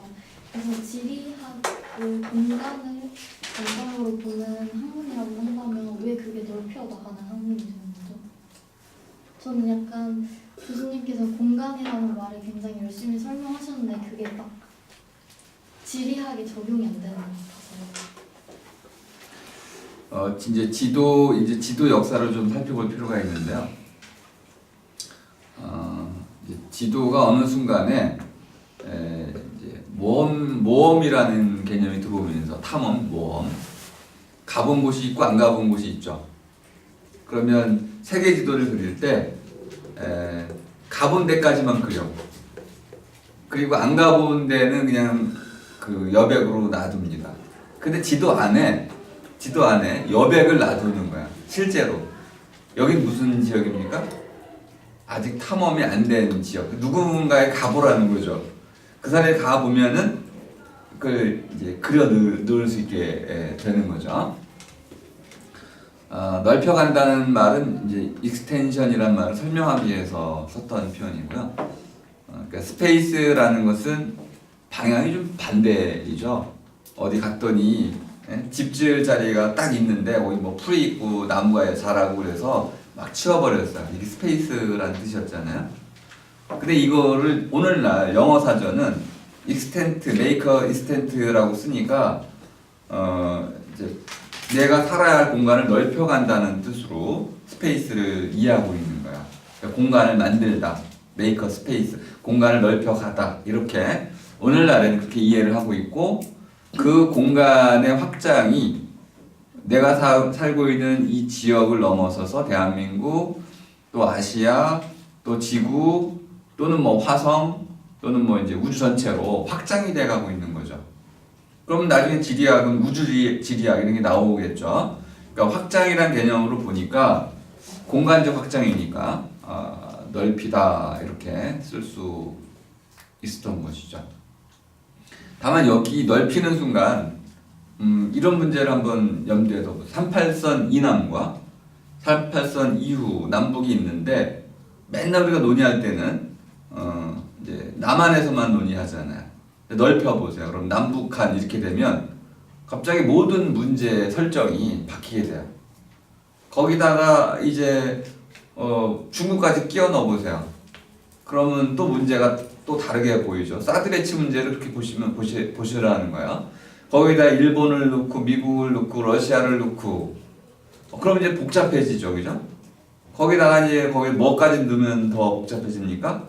역사라는 시간을 넣으면은 이건 뭐 고차 방정식 수준을 넘어서죠. 거의 난제에 가까워지는 겁니다. 이런 것들을 우리가 이제 지리학을 통해 가지고 일단 순서를 잡아가는 거죠. 첫 번째 가장 중요한 거는 관계를 찾는 겁니다.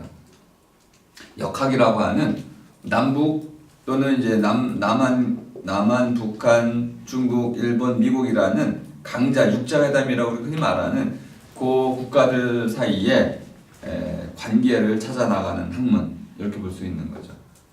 그럼 우리끼리만 생각하는 게 아니고 이런 아시아라는 또 남북이라는 관계로 넓혀서 생각을 하는 것 이것을 이제 지리학이라고 할 수 있었고 공간이라는 개념은 그 메타포 유비로 이해하시면 되겠어요.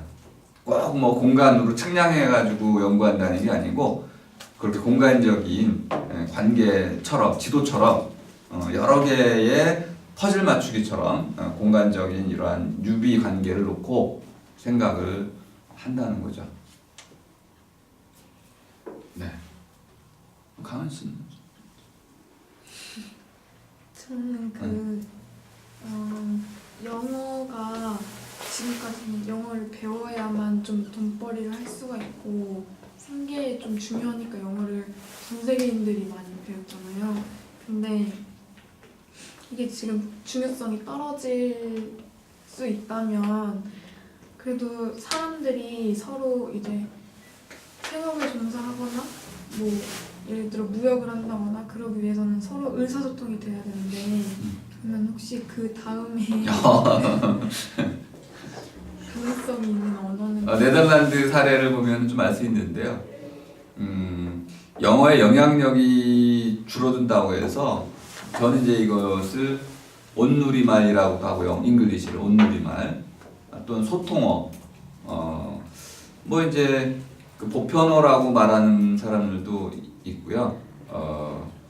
이제 그 영어의 영향력이라는 것은 외교, 국방, 정치, 경제, 문화, 학문 모든 영역에 보편적 소통어로 이미 자리를 잡았어요.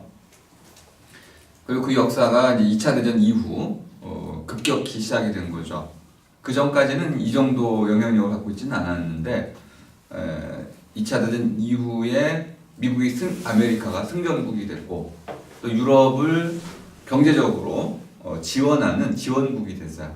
그 당시 뭐 프랑스, 미국, 독일, 영국 이런 나라들은 별 볼 일이 없었어요. 한마디로 미국이 원조하지 않았으면은 살아남을 수도 없었어요.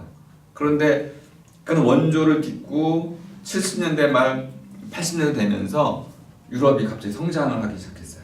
근데 그 모든 성장의 밑거름은 미국의 기술과 과학 그리고 생산력에 있었던 것이죠. 그때 바로 미국은 전 세계 공장이었던 거야. 또 한국도 엄청난 특혜를 입었죠. 원조를 많이 받았고 기술도 뭐 유학도 많이 가게 됐고 제도적인 정비도 다 했던 것이고 법 뭐 이런 거. 그리고 나서 이제 2000년 넘어오면서 어떤 일이 벌어졌냐면 특히 이제 이라크 전쟁 때 독일, 프랑스가 반대했잖아요. 이런 일은 있을 수가 없었던 건데 미국이 명분 없는 전쟁을 한다고 갑자기 독일이 반대를 하고 나섰어요. 그 이유는 뭘까요? 니네 우리 안 도와줘도 돼. 자긍심이 생긴 거죠. 그런 유럽 전체가 갑자기 통합을 하기 시작합니다. EU, 유러피언 유니언이라는 EU를 통해 가지고 미국에 대항하는 하나의 단일 시장을 만들기 시작한 거야. 미국이 굉장히 힘들어했던 부분이 여기입니다. 이제까지는 다 달러를 쓰고 있었잖아요. 근데 유로화를 지금 쓰죠. 단일 시장을 만들어서 달러가 줄어드는 겁니다. 달러 위력이 줄은 거예요. 중국은 위안화를 씁니다. 중국 규모는 전 세계 40%의 교역량을 갖고 있어요. 근데 이 40%가 달러를 안 쓰는 거야. 이해가 되셨죠? 그러니까 달러는 이미 아메리카, 그다음에 한국, 일본 조금 더 나가면은 그냥 산유국 몇 개. 나머지는요. 이제 지역 통화로 분권화되고 있죠. 이렇게. 그럼 뭘 의미하냐면 로마의 시대에는 사람들이 라틴어가 사라질 거라고 믿지 않았어요. 근데 언제 이거 사라졌냐면 종교혁명 때 사라지게 됩니다. 그러면 뭐 1500년대네요. 1592년 이럴 때 다 사라져버린 거예요. 그리고 나서는 모어가 막 성장을 하기 시작했는데 가장 먼저 성장한 나라는 스페인 이런 나라들입니다. 포르투갈 이런 나라들이 지금 그래서 전 세계 가장 많은 사용 인구 중에 두 번째가 스페인어예요. 처음부터 모든 제국주의를 건설했기 때문에 그렇습니다. 그러니까 언어가 전파된 거죠. 그러다가 뭐 이렇게 쌓아서 그다음에 영어, 그다음에 뭐 불어 이렇게 독일어 이렇게 왔었는데 아메리카 때문에 전 세계가 영어로 제패가 됐습니다. 근데 아메리카의 영어 제패에 아주 독특한 점이 하나 있어요. 예를 들어 불어는 외교 언어라고 많이 그럽니다. 그러니까 외교적인 문서에 많이 쓰였던 거예요. 왜냐하면 프랑스 대혁명을 보세요. 민법이 가장 먼저 만들어진 나라. 그러니까 모든 법적인 부분에서는 프랑스가 최첨단이었던 거야. 그러니까 따라가지 않을 수가 없었던 것이고요. 또 의학이라든지 이런 데는 또 독일어가 쓰이죠, 그죠? 왜 그래? 독일어가 가장 먼저 했으니까.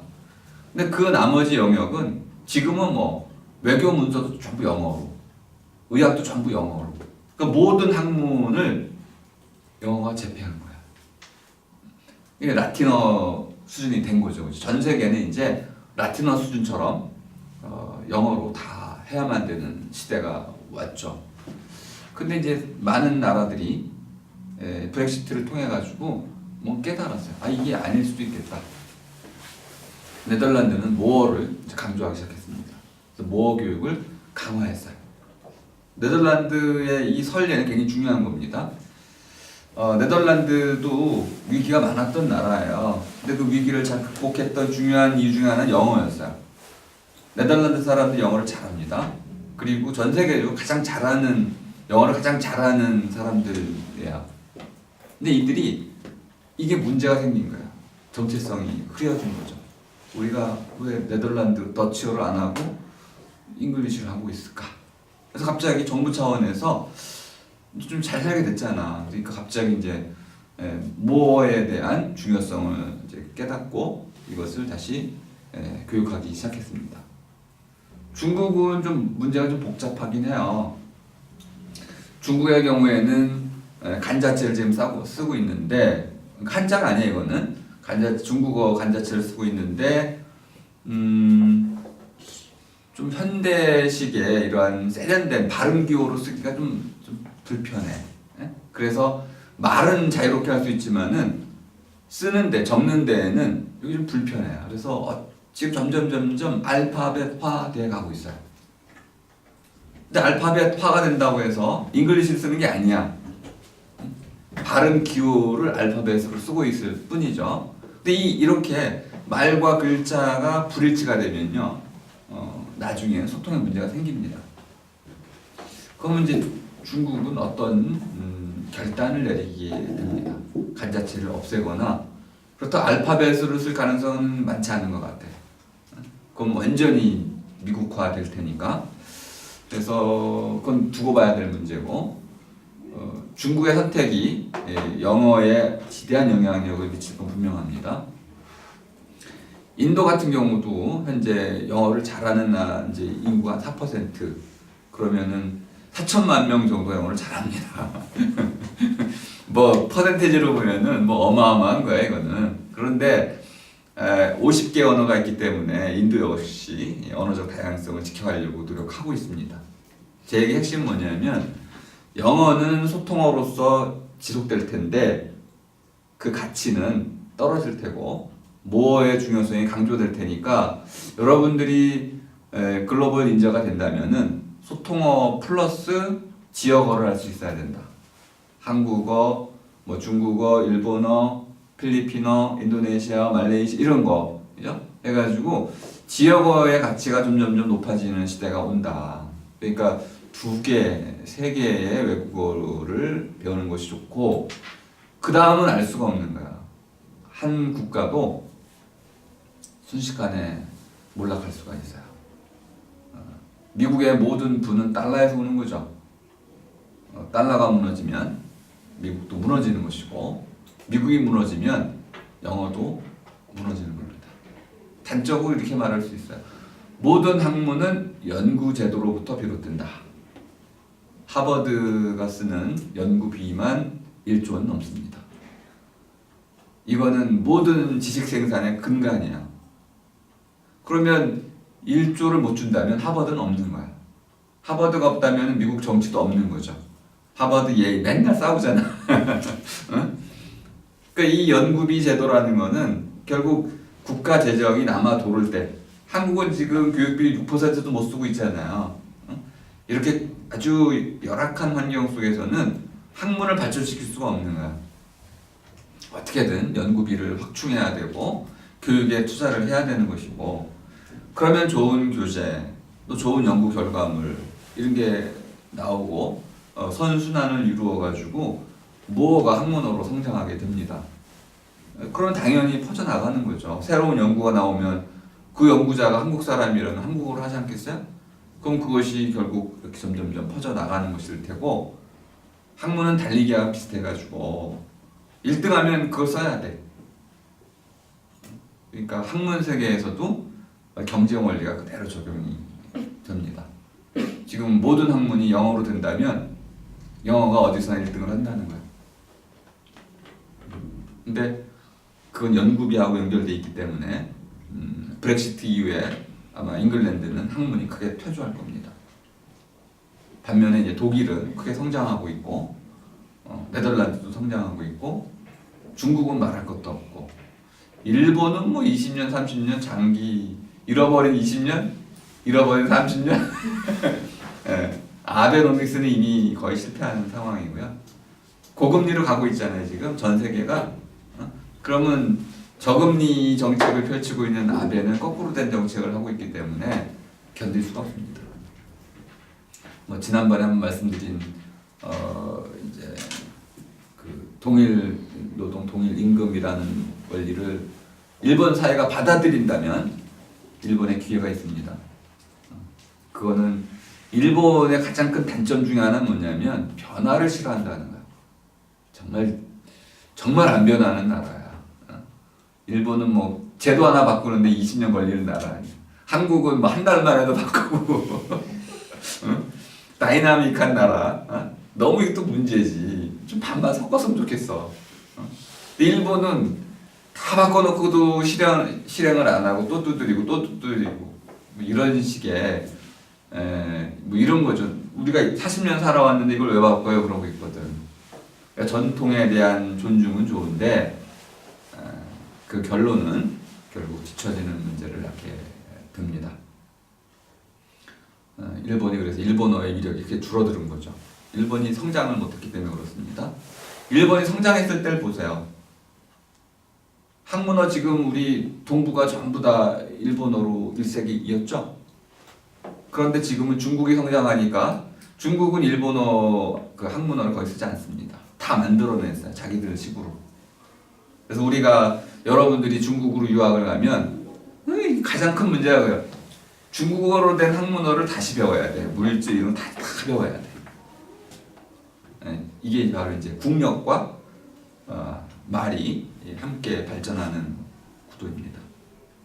그래서 뭐 뻔히 아실 수 있네요, 그죠? 인도, 그다음에 이제 중국, 그리고 뭐 브라질, EU. 근데 가보니까 전부 지역어들을 중시할 수밖에 없는. 그래서 이제 지금은 새로운 지역주의가 생겨나고 있습니다.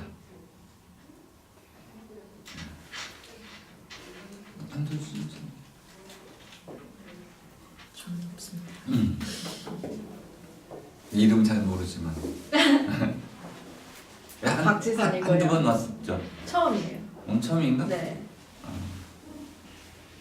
여기 이분이 자꾸 그 무슨 이라크 침공했을 때 미국 정부 사람들이 관계자들이 뭐 꽃을 들고 환영하는 사람들을 기대했다고 뭐 그 얘기를 여러 번 하는데 그 의미가 그 정부 그 사람들이 장면이 지리학을 몰라서 방영이 됐는데 이게 조작된 거라고. 그 조작된 거예요? 미국에서? 응. 왜 조작했어요? 대중선동을 한 거죠, 부시가. 그래서 그거 계속 네. 하려고? 그렇죠. 이라크 침공에 대한 이라크 어택이라고 하는데 네. 그거에 대한 명분이 국제적으로 없다라는 비난이 쏟아졌잖아요. 네. 첫 번째는 뭐냐면 대량 살상 무기가 있다는 증거가 없다. 있냐? 없다. 핵무기 있냐? 없다. 그거 왜 침공하냐? 분명하지. 석유 때문에 그러는 거잖아. 그 이제 후세인이 뭐라고 얘기했냐면 이라크라는 산유국의 뭐 두 번, 세 번째 국가 아니야. 그러니까 야, 우리는 앞으로 위안화로도 결제하겠다. 유로로 받겠다. 이랬단 말이야. 침공 당하기 전에. 전에. 그러니까 미국 입장에서는 이 거대 산유국이 달러 외에 딴 걸 받겠다고? 그럼 달러 가치가 떨어질 거 아니야. 아주 복잡한 문제를 낳게 되는데요. 그래서 계속 회유를 한 거예요. 그러지 마. 해가지고 이제 막 계속 회유를 하고 끝까지 이제 우리 기축 통화라고 하는데 달러만을 가지고 좀 거래를 해라. 협박도 하고 그랬죠. 근데 안 들은 거죠. 그런데 그 결과가 바로 이라크 침공이라는 걸 국제사회가 다 알고 있는데 네. 무슨 대량 살상 무기를 어쩌고저쩌고 하고 두 번째는 뭐냐면 늘 미국이 하는 거 민주주의를 위해서 아니 도대체 이게 말이 되는 거예요? 민주주의를 위해서 그렇게 사람들을 죽여도 되는 거예요? 거기 갔다는 폭탄이 핵폭탄이야 다 열 우라늄 탄이라는 건데 그거는 아주 저강도의 그 강도가 낮은 핵폭탄들을 갖다 쏟아 부은 거예요. 이란에 지금 기업아들이 많이 생겨나고 있죠, 이라크에. 이게 이제 결국은 핵폭탄 터뜨리는 거하고 똑같은 짓을 한 거거든. 거기다가 모든 막 무기 실험들을 하고, 그 결국 후세인 잡아왔잖아요. 그죠? 후세인을 잡을 거냐 말 거냐, 죽일 거냐 말 거냐에 대한 논란이 있었어요. 죽여야 된다. 제가 나와가지고 한마디 뻥끗하면 미국 사회에 난리 난다. 그때 이제 교훈을 받았기 때문에 빈라덴을 죽였잖아. 잡아올 수 있었는데 왜냐하면 빈라덴이 누가 지원을 많이 해줬어요? 미국이 지원을 많이 해줬어. 미국. 사우디아라비아도 지원 많이 해주고. 그러니까 서방 세계가 지원을 많이 해줬단 말이에요. 왜? 소련, 러시아 때문에. 그래놓고 자기들이 필요 없으니까 죽이려고 했는데 이거를 다들 또 까발리면 공개법정에서 까발리면 미국이 어떻게 되는가? 그러니까 죽이는 수밖에 없는 거죠. 그래서 그거에 대한 많은 이제 예언들이 있었어요. 죽일 것이다. 죽일 수밖에 없다. 근데 이제 후세인을 끌고 와가지고는 결국 이제 그 전에 이미 FBI가 보고서를 냈죠. 대략 살상 무기가 없었다. 그러니까 후세인을 잡아올 수 있는 거야. 그래서 어떻게 됐어요, 후세인은? 응? 후세인 어떻게 됐어요? 종신형 봤죠, 종신형. 아, 미국 항공. 미국이 잡아갔으니까 전쟁범으로. 아, 여튼 그래서 그 얘기를 그럼 이 지리학자가 왜 자꾸 하는 거예요? 그게 이제 말하자면 거짓된 정보에 이런 지리학적인 지식, 교양이 없는 분들께서 순진하게 넘어가신다. 아, 그런 조작의 대중들이 너무 그렇죠.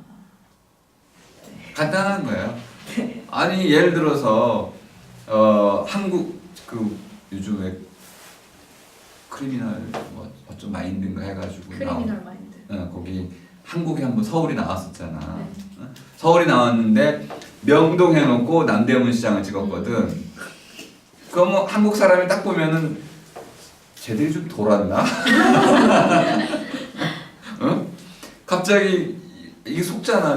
분명히 속은 거잖아요. 명동 간다고 해놓고 명동으로 가겠습니다 했는데 갑자기 남대문이 나와.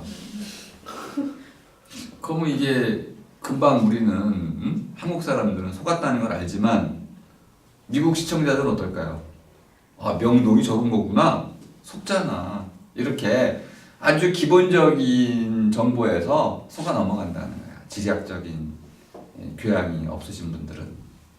비난하는 건 아니지만은 속아 넘어갈 수 있기 때문에 그리고 더 중요한 거는 오판한다는 거잖아요. 정책 결정자들이.